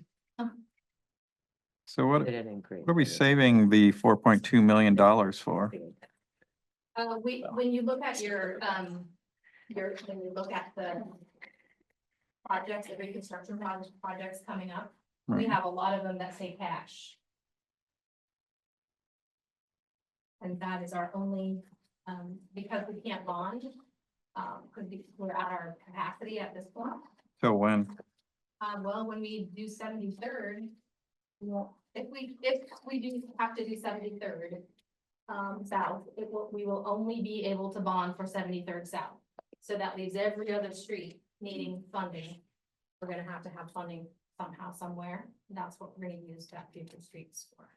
Yeah, the way I look at it is you're reserving your available bonding capacity for the potential scenario where we don't get the raise grants. And you have to do the full bond beyond what we get for SVG in 2030 to pay for those improvements. We'll grow that bond capacity back up as valuations continue to increase. We pay off that, but we're trying to preserve that capacity, knowing that that project's coming one way or another.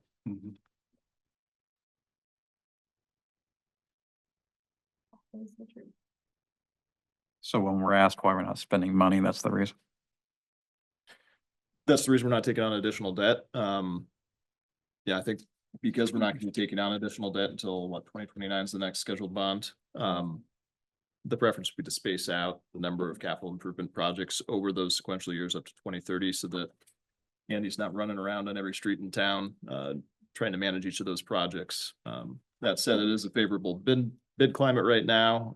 We had a little bit of conversation about the Colby Park parking lot and the storm sewer project. Those are TIF projects, which is the same funding mechanism as 68th Street, which just came back in 25% less than engineers' costs. So if there is an interest in trying to accelerate any projects, those would be two potential projects that we could look at accelerating because those TIF funds are unexpectedly available based off of what the expected cost of 68th Street was and the actual cost. It was just an amazing bid opening. That was just, did not assume that was gonna happen. So that was kind of fun. But from a capital project standpoint, if you look at page 20, we have a lot of capital projects that are ongoing. And future street fund we will utilize them for 74th, Forest Court, and then obviously the patio street redesign project. So. Patio street redesign project, what would that be exactly? Is that the old little brother, blue agave, whatever it's gonna be? Yep. Another 3-4 months. The white whale of economic development project. I feel like I can't remember the name of the build of the place that's there. It's 66th Street, it would probably be like, what, wait, I don't know, whatever, we'll call it something else if you want to, but. No, I just wanted to make sure that I was on the same page with what that was. I just want to say this right now. I think it's prudent for us because if we to add those projects to fully take advantage of the available TIF bonding capacity we have at this moment, it's going to cost us more later if we don't do it. So I would suggest we take a look at that. Not that I want to spend more money, but it's going to cost us more later if we don't do it now. And the bonding, we already bonded, we have the money. Oh, okay. So All right. The bonds are there. There. We just have to, yeah, just might make sense to actually look at those projects. So since I don't really want to do math in my head, 25% of that big, large number that we're saving off that, what would that be compared to what the cost of the storm sewer or whatever, the parking lot or whatever, like, can we do all the both Storm those sewer project projects? would be paid for out of the storm sewer utility fund. So it's really the parking lot project that we would want to be paying for, probably with those TIF proceeds. Justin, was that $600,000, maybe just below that? Michelle and I talked about your bond, I think both those projects, this is what the savings was. And from the 68th Street there. And what kind of timeline would tearing up the parking lot at Colby Park? Because I think we'd want to be careful about that timing, as the foundation just talked about the impact. And Susan and I have a couple things planning in the works right now. You probably want to cool it on the Colby Park construction for a while. Well, or just, I don't know how long. We does that project strategically take? put- Yeah. Can we, like, the parking lot, do we know, will it take a month, Construction, 2 aren't we? months, 6 months? Yeah. Perfect Because- weather, how long would it take? Yes. We'll have to do the south side, so we haven't dove into it yet. To your point, we now know that we have the money, we just found this out. Yeah. So give us a little bit of time and we'll think about it. We also have the water access that's gonna get constructed within the next 18 months. So sequencing of these projects, like we said, we'd like to do the storm sewer project first so that we're not impacting the parking lot. At the same time, we've got, a TAP grant out there for the trail. So there's a lot of projects still on the horizon for Colby Park, but how we synchronize those with special events and each other is a little up in the air right now. We have to construct the water trail, right? Yep, the water access. Right. So you have it together about 10 a.m. tomorrow? Give me a ring then. We'll see what we have to say. And there are dollars to pay for them, and that's the beautiful thing right now. Spend it while you got it right now. Burning a hole in Teresa's pocket. Somebody might snatch it up, you just don't know. It is in our bank account. That's the Okay, beautiful fair thing. enough. It's in the bank account. So, Here's hope. And that is FDIC insured. Don't buy any Bitcoin either. No, anyway. All right, who's up? anything else, you guys, until next time. Thanks for putting it in bite-sized pieces. Yeah. Yeah, great. This is so easy to understand. I think I understand it. And if you don't, let me know, and I'll sign it for you. Happy to do it. All right, Pete, we'll figure it out. Pete will be on appendix A, B, appendix B. Page. It's on page 24, that's buzzers and budget forms. And again, the intention is to talk through the next 2 to 3 years, answer any questions beyond that you might have. Yes. Thank you, Mayor, Council. Pete Roth, ROTH, City of Windsor Heights. In the back of your binders in Appendix B is our ERP for the police department. And I will say that the general use of that for us is basically a vehicle a year. We really kind of got that tailored down now. So we're trying to just do one a year and not do 2 1 year, one a next year. So we're working hard at trying just to do the one a year. We're also trying to replace our conventional fleet with a hybrid fleet, and we're slowly working toward that goal. So as you can see this year, we requested $60,000 in this current fiscal year for that unmarked minivan, which we still have not received. And so this is becoming kind of a challenge for us. Like the FD was talking about earlier, is that cars are just not on the market for us to get in a timely fashion. So hopefully it will arrive before the end of FY 25. But the dealer assures us that we're on the list. So anyway, but we are excited that we got that the proposed $60,000. We're on track to just be about 48,000. So we'll save some money that way. For next year, we have an unmarked fleet vehicle scheduled to be replaced with a hybrid. And this will be most likely the one that replaces my vehicle. So it's going to be more of a patrol car because I kind of do both patrol and unmarked duties.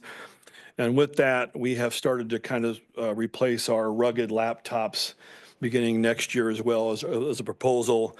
And that price seems high, but there is a very heavy extended warranties on both those computers. And there's also equipment that goes along with it to mount in vehicles. So that's just a total cost of those 2 rugged laptops. And then again in 2026, 27, which would be 2 years out, we do have another unmarked vehicle to be replaced. And then at some point, we also need to issue officers some rescue helmets. We don't have, we have like 4 of them and they're in the cars. But as you know, we have different sizes and shapes of officers and they all need to have one assigned to them, especially when we do storm removal or we're working with debris, disturbances. So we like to get one that would be multifunctional and also be able to have their names on it so people know who they are with their badge number. So it's pretty It's displayed predominantly. And I will say that this was shared with the Public Safety Committee in our December meeting, and they had no issues with our proposal. And we also, to Susan's question, we also actively seek grants from anybody that will listen to us, even if it's, yeah. I was like, that's not even on my list of Well, questions, but what did I do? You're good at pattern recognition. Yeah, we do. Weird. We do try to look for any and all grants, and we're kind of getting good at it a little bit. So some of the stuff does kind of come down once we identify some sources. So if there are grants available here from the federal government, we don't know, but we still look for them. So go ahead. So sorry. Chief, how many helmets for $10,000? Roughly. That will be 13 with one in reserve. There you go. They are rated to be able to take a round in the head, and we also can put ear and eye protection on them, and they're rated to take a tree limb from a tornado or a house that, like the firefighters wearing helmets, we're not. So we need to kind of figure that out. So Lauren's happy to cricket the names on those. we will talk. But I do want to thank the Public Safety Committee and the officers that helped kind of put this together and identify, our sort of our proposal for this budget. So anybody else have any questions at all? I'd be happy to answer. Budget, with the $50,000 increase. Could you talk a little bit about what that is? Not on the ERP, but in your actual budget. So we really worked hard with the city to try to trim our budget as much as we could to make room for this $50,000 increase. We have been working with the city of Urbandale to try to create or to partner with them for we call it a CIT, critical incident technique or team, that's able to have an officer and a social worker who are partnered up to be able to respond to people in crisis. They also go out, and the proposal would be to address unhoused residents or unhoused peoples, to be able to work with them and to be able to get resources garnered to them.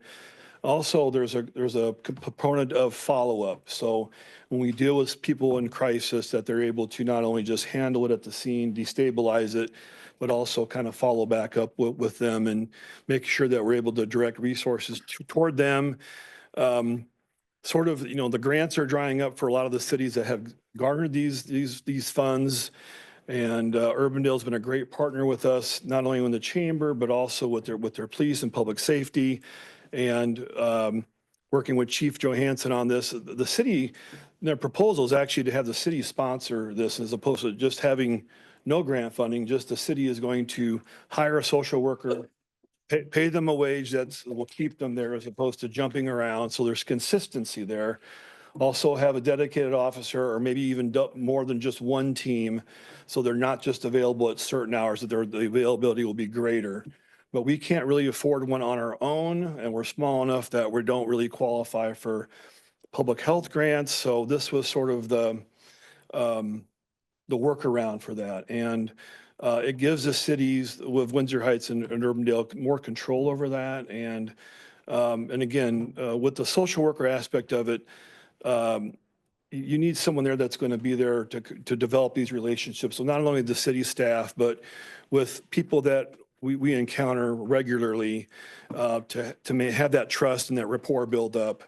And social workers don't make that much money either, so they are always looking to go somewhere else. So we'd like to be able to have some more stability with that, with the city kind of helping direct that, and maybe and again having some more control on who is actually the social worker as well as the officer. We are starting to go through our 40-hour CIT training. So that is another component of that. So 100% of our sworn staff and maybe even Tammy down the road will be trained in CIT, and that's a 40-hour class. That's pretty involved, and so that's part of that too. So we've already started that process. So this is sort of and it may not be 50, maybe a little bit less. They're just kind of going on a per capita based on population. So I keep telling them that they have a too high of a number. We're a little bit lower than that, but we'll see what happens when the apartments get filled up here. But that's what we've been working on. So, Well, that program is very successful in the cities that it has been, brought. I know Des Moines, Waukee, and various cities around the United States. It really keeps people out of the jails, which also keeps them out of prison, which helps to stop that cycle that some people find themselves in continuously. So I commend you for looking outside and thinking outside the box to kind of help our residents here, knowing that that the police and of course the fire goes on a lot of calls to help people that maybe a social worker would be better trained or, better staffed to help and assist and then follow up afterwards as well. And it'll give our staff a chance to work with them too. We don't get that opportunity, and the training itself is I'm day 1 of 5 of this, so it's been fantastic. And just to even know some of the resources that are out there that I don't even know about. So again, and even just with the unhoused and people that needing some other shelter resources, the plan is that they will be available to help with that too. So. And just as a note, we still don't ask, our vehicles are cheaper than the fire department's are. So Ouch. Wow. Oh, yeah, Chief.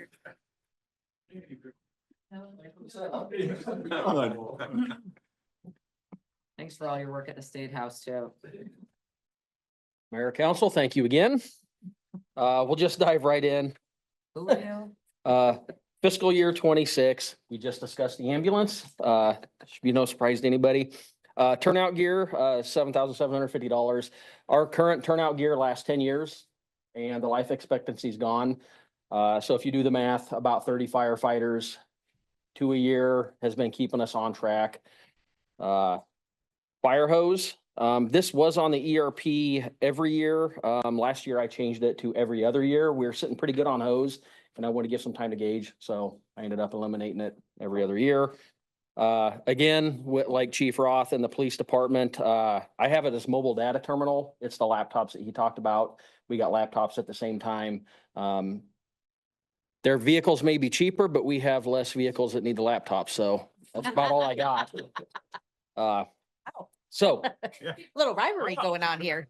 The fact that your engines, the 2 engines you're going to sell are going to generate some dollars that you're going to put back into the program. yeah, so optimistically, I'm hoping that we can get $100,000 for the 2 engines. The research I've done with distributors who refurbish and resell and what rough costs, I'm hoping $100,000. Obviously, they're used vehicles, so please do not hold me to that. But I'm being optimistic. So those funds will go back into the ERP. Right. Mhm. You're gonna buy a lot of data terminals. Yeah. Fiscal year 27, our SUV, the current car I drive is up for replacement. And again, 2 sets of turnout gear, and we're skipping the fire hose that year. And fiscal year 28, you will see a shared resource ambulance deposit, projecting for the future and the potential of being in their shared resources program. Do keep in mind that integrating into that eliminates one of our engines. We currently have 2 engines, big cost. So it's a way to segue into utilizing other departments and their assets. And obviously, we'd have the 2 ambulances, 1 engine. They'd come and grab our ambulance. We grab an engine when we need it. So being very optimistic that that's the route that we're going to go and defray the cost a little bit. And again, we have turnout gear and back to fire hose. Any questions? What about your totaled SUV? Total SUV. So currently what I'm looking at right now is I've been talking with Clive and Chief Garcia. They currently have an SUV that's got, I would call it low miles. It's got 74,000 miles, got less miles than mine. It's a Chevy Tahoe 5.3, very good shape. And I'm working on possibly purchasing a used vehicle and pushing down maybe the ERP on that if it works out, which I fully expect it to. I'm currently waiting on a price for that SUV.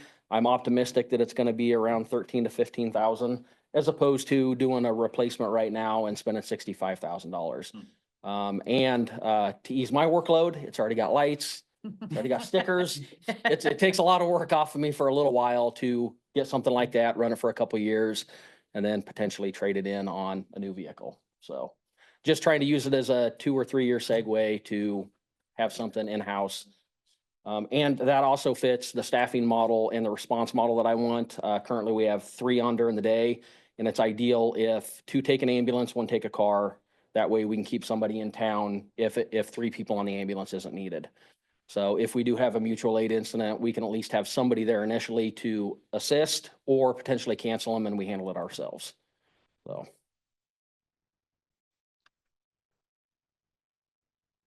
Questions?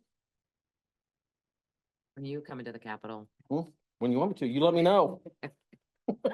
All right. Good to know. Okie dokie. Thanks, Chief. Thanks, Chief. Thank you.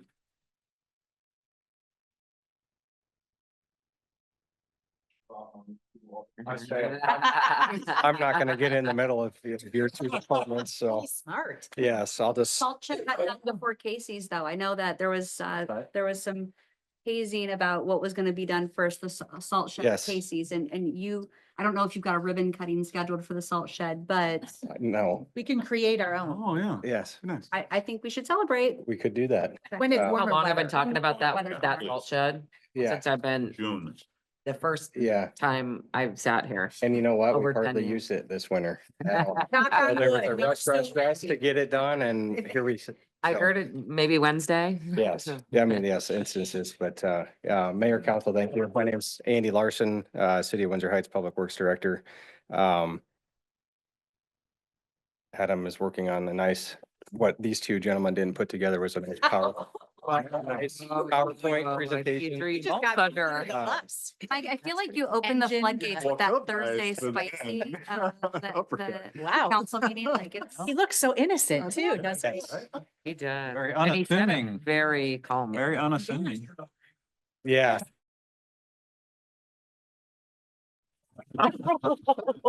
This is taking a turn quickly. We'll just kind of dive in here. So Got to clear the chambers in a little bit. lead the way, right? I get to be part of the party if there. So we'll kind of, I guess, kind of jump Can't right. go anywhere without you. Yes, that's right. Okay, now I gotta get back on my train of thought here. So, currently, for this fiscal year, what we had proposed or what was approved by council, was the purchase of dump truck number 5, a John Deere riding lawnmower and a tar machine. So, we struck actually the mower. It was kind of a holdover, or I guess a placeholder.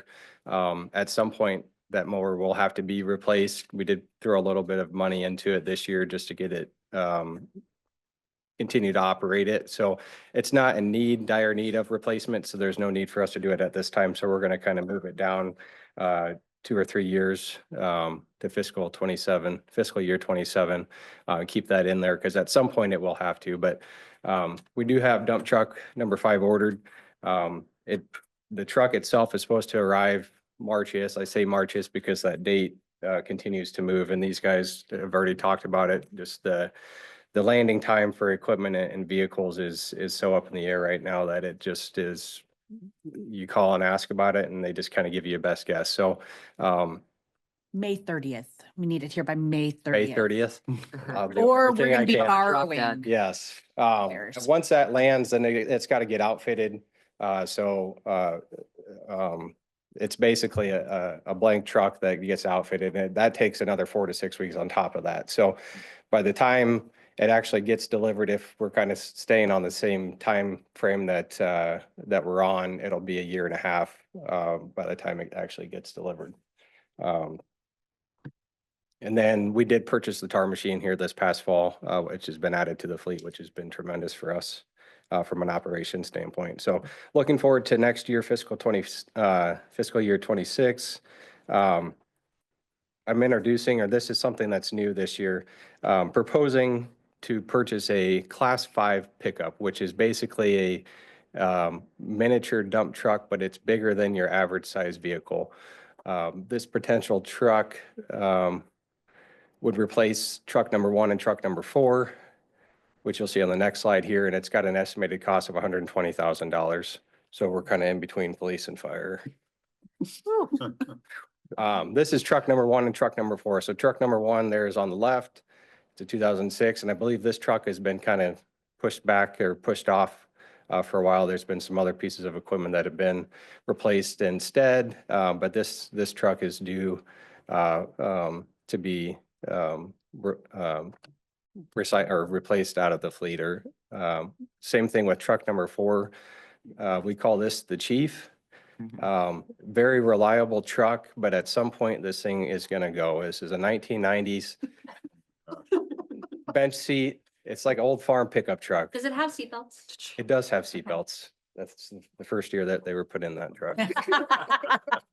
Crank windows? Crank windows, yes. But very reliable truck. This thing is kind of our catch-all truck.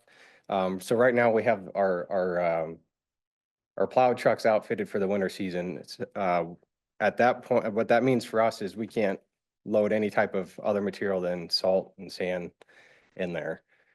So we use this truck to haul debris. Right now, you see the chip box that's in there. We're using this as part of our trail project. So this truck is not worth the money that it's going to cost when it goes. We'll run it into the ground. At that point, it'll be done. But the Class 5 pickup truck will replace these 2 trucks. It's a step up from a 1-ton, but it's a step down from a big plow truck. Our intentions to use that would be for road maintenance in the summertime, but it could also be outfitted for anti-icing and de-icing purposes in the wintertime. Let's see what else I have here for 26. Shop floor repair. Couple slides forward there, Adam.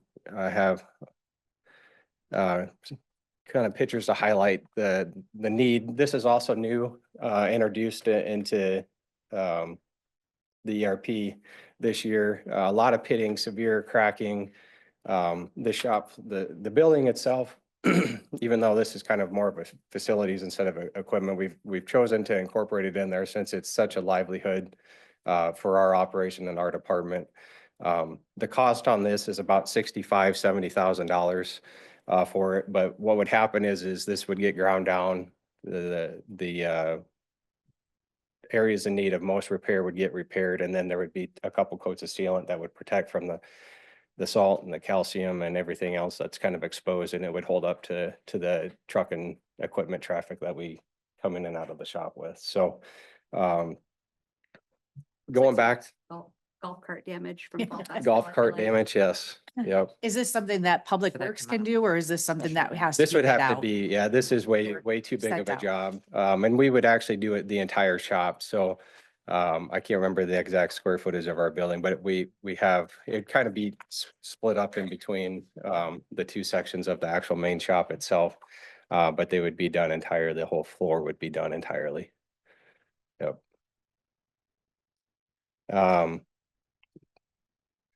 We also are proposing to put in another deposit on dump trucks, since the lead time is so long that we're getting to be a year and a half, almost 2 years by the time we get delivered on that. So that's also slated in for next year. Yep, go back to that spray system there. Yep. So in the back of that Class 5, the bigger truck, a system like this would be installed in the wintertime. This would come in handy for the pre-treatment of roads, which we currently do not do. I actually have a handout here for all you guys anyway. So one thing that we've been looking at is changing up or adding to, not to get too far off the ERP here, but our snow and ice removal policy. By pre-treating our roadways, we're able to more effectively control ice and salt buildup, or excuse me, ice and snow buildup, as well as reduce the amount of salt material that we have to apply after the fact when the storm is actually oncoming or ongoing, and after the fact to do the final cleanup. So by anti-icing or just deploying this anti-icing system, it creates a barrier between the roadway and any precipitation that would be on that roadway. So it's more effective when we clear We utilize less salt on the back end.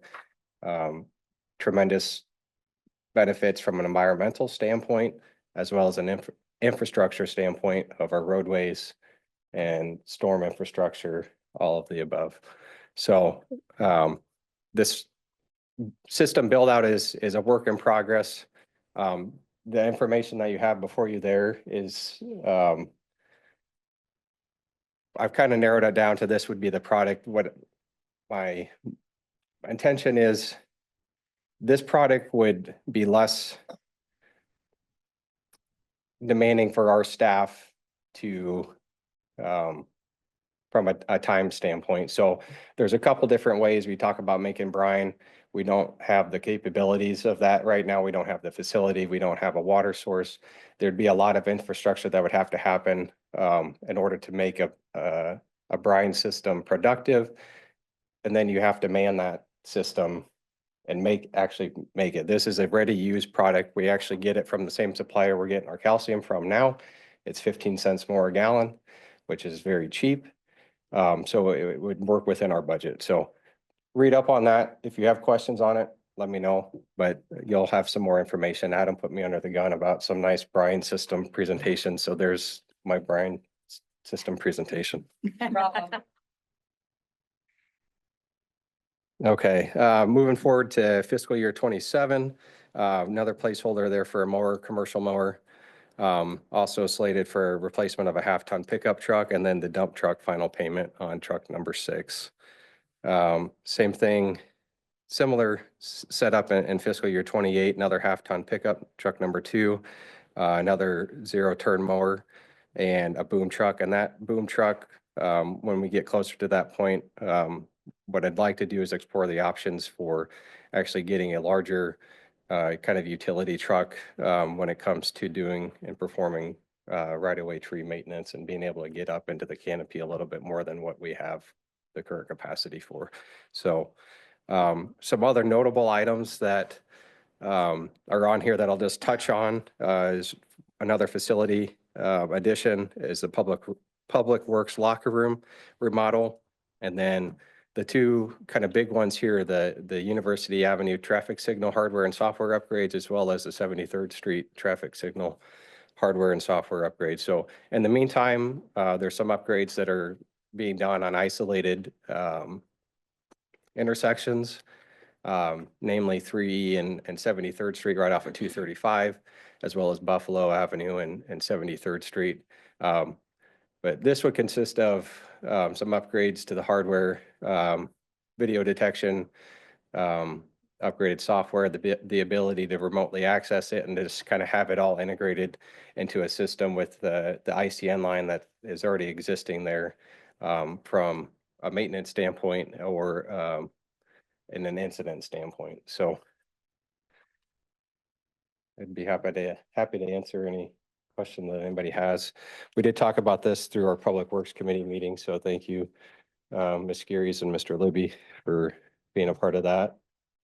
Are you open to a snowplow naming contest when Yes. the new plow gets delivered? Yes. Okay, good. So hopefully it'll be here by the time Touch a Truck is ongoing, and at that point, we could, That'd be I'd good time love to to kick it have, off. yes, have that. We can showcase that and also have some community involvement for the naming of our new snowplow. I think Wild Bill is what I'm gonna throw in the hat, but I was just gonna ask if he was gonna buy the 1990 truck for $1 to kind of make himself I would feel, use it at home. you know. Yeah. One thing to note, I'll just. Yeah.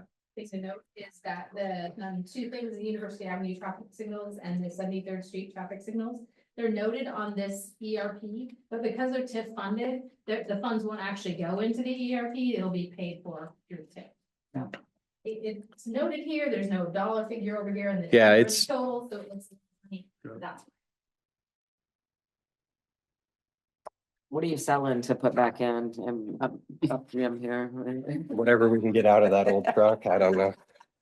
I'd like to get 100,000 Yeah. Can you work on? and $1 so that, you know, can We could beat do out it, Ace. like you can, for $1, you can beat it or Beat something. it, yeah. Take it over to Merlin Mall. They have a smash park. Yes. Don't we have a wrecked fire SUV that could be a demonstration vehicle for with the Jaws of Life? Taking it, hopefully Oh. they took it or taking it tomorrow. They didn't take it today. It's It's still there. Hopefully it's gone soon. Done everything I had to with this. Yeah, they were that. Well done, gentlemen. Thank you. Thank you. Thank you. I can, otherwise, I mean, we're kind of going out of order. You want to do it quick? Yeah. It's Yeah, just one page over. yeah. Here. Really not a whole lot, when it comes to the CEC, looks pretty similar to, what was last year. So actually, last council meeting, you guys had approved the purchases of the table replacement. We've also had the solar panels installed on the south side of the community center this year. Then we also have $8,000 budgeted for appliance and equipment replacement. So that's ice makers, commercial freezers, cooktops, refrigerators, stuff like that. We just kind of have that in there because at some point something's going to give. We've already put money into the ice making machine, which is probably around $6,000 or $7,000 itself. So going forward, it looks pretty similar. Be phase 2 of the table replacement down at the community center with another $8,000 budgeted for next year for the appliances and equipment. And then the following year, sorry, that wasn't on the slide there, would be the final phase of the phase 3 of the table replacement, which would be all the tables down at the community center and then appliance and equipment. Okay. Thank you all. Thank you. Thanks, Andy. Jump back one page to systems and technology. First, just note Rochelle's been working a lot lately on the software transition over from our Simple City financial software over to Banyan. So your financial reports are getting a little different going forward. We're still working through that, but she's done.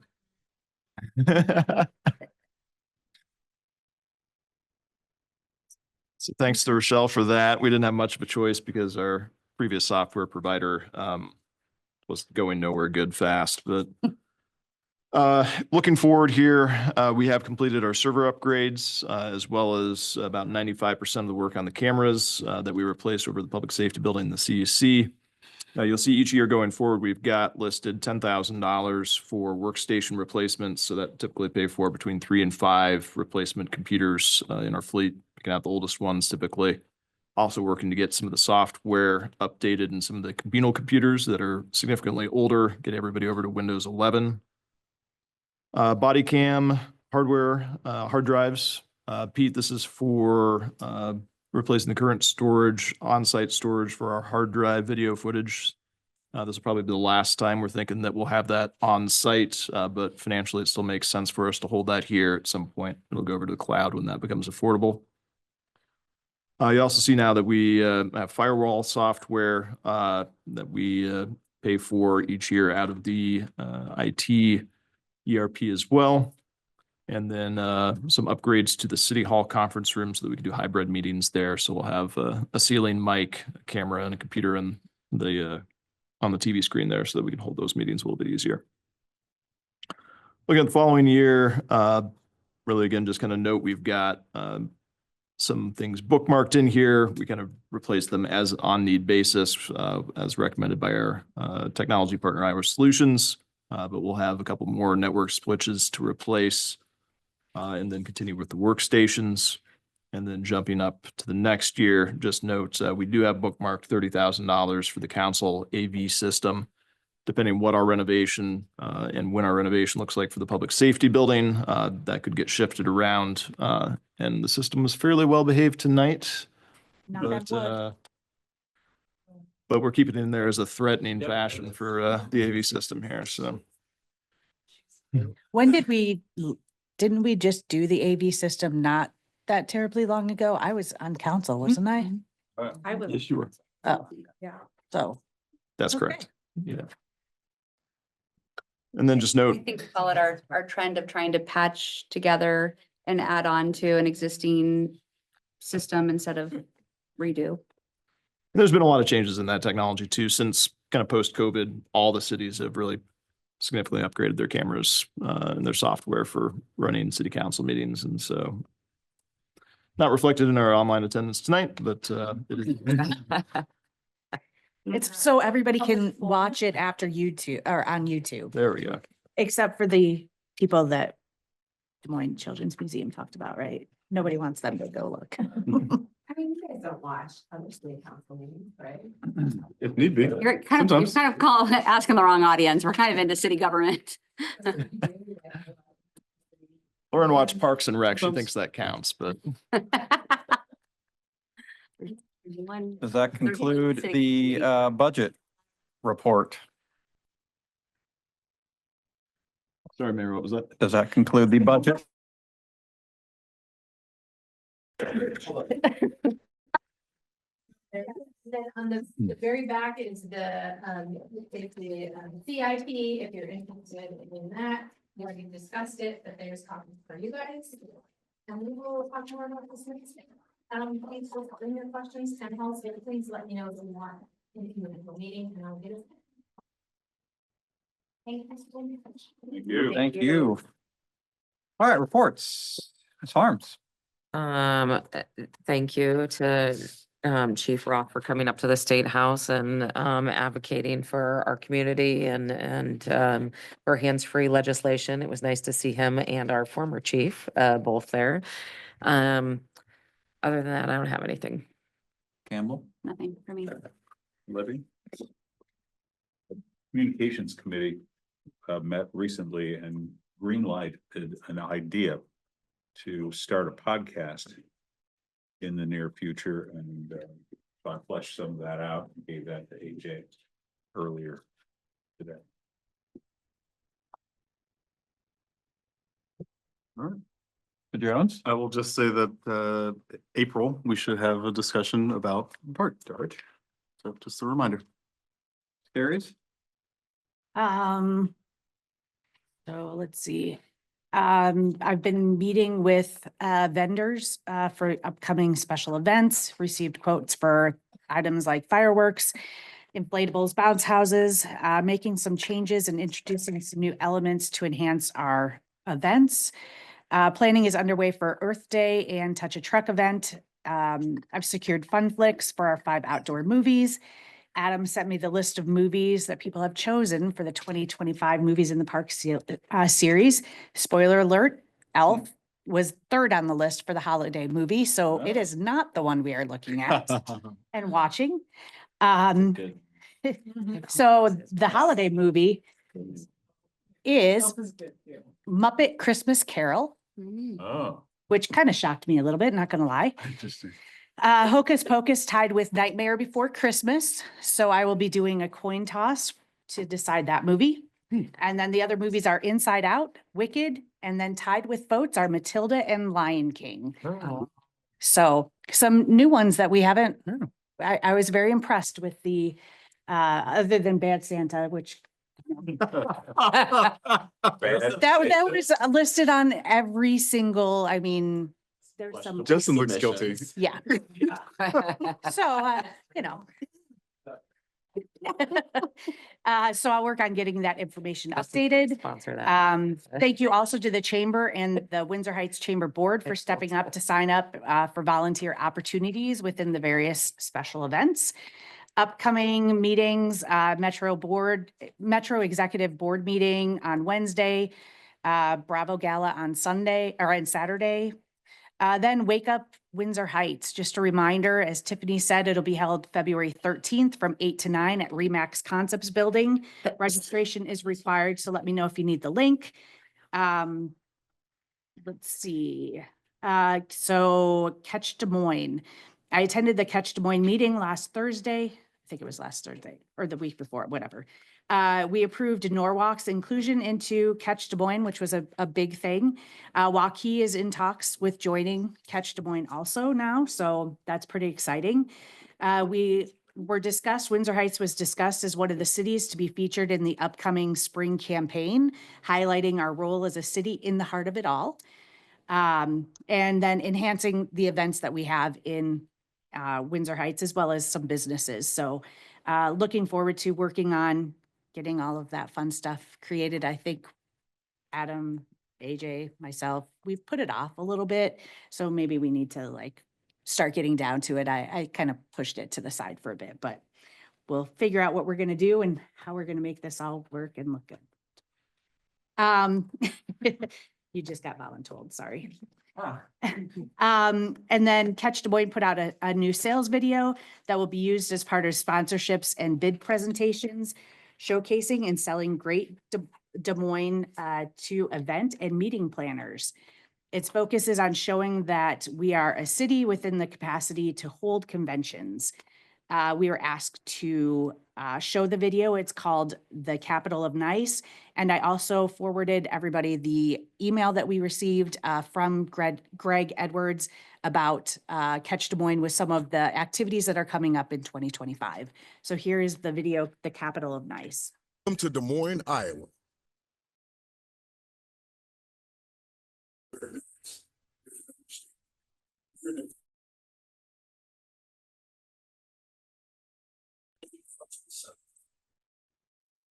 From the little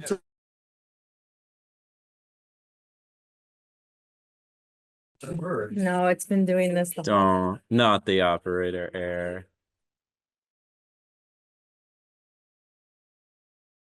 Take a while. Just watch.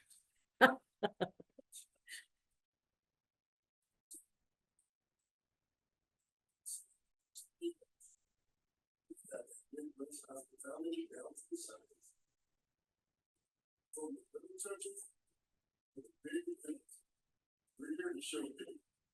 From the moment you check in, ready to check out. From the floor to the table, the stage to the screen. We make you feel like family, no matter your journey. We've got venues that scream history and a resume that speaks for itself. We have amenities that make it easy and people that make it hard to live. We're the quiet cup of coffee that started the day and a lively nightcap to end. We're your peace of mind and your unexpected surprise. We are inclusive, unique, and fun. You're here, we show up and show up. So in a world where you can choose to meet anywhere, choose the capital of nice. Because in Des Moines, only the essence of silence. And don't think I'm not working to get Windsor Heights featured in one of these. And then they just put out the new Catch Des Moines Visitor's Guide to Greater Des Moines. So it's actually really, it's kind of interesting to look through. So if you'd like this copy, I'm sure you can have mine and I can get more. So that's it. The only avenue is lovely residents that drop off some cookies every year at City Hall, and we're sitting on the chair over here. We've had our cookies this holiday. Do you remember the name? Sounds boxing. Eileen. Greg and They're up on 79th. It's Renee's parents. Oh. Oh, They do this every year. yeah. Every year. First time we're hearing about it. And you didn't tell us about this at the start of the meeting? I'm being healthier this year, so I didn't eat them all. Right. Motion to adjourn. So moved. Second. Susan Skiris, Joseph Jones, Yes. Michael Libby, Lauren Campbell, Teresa Harms.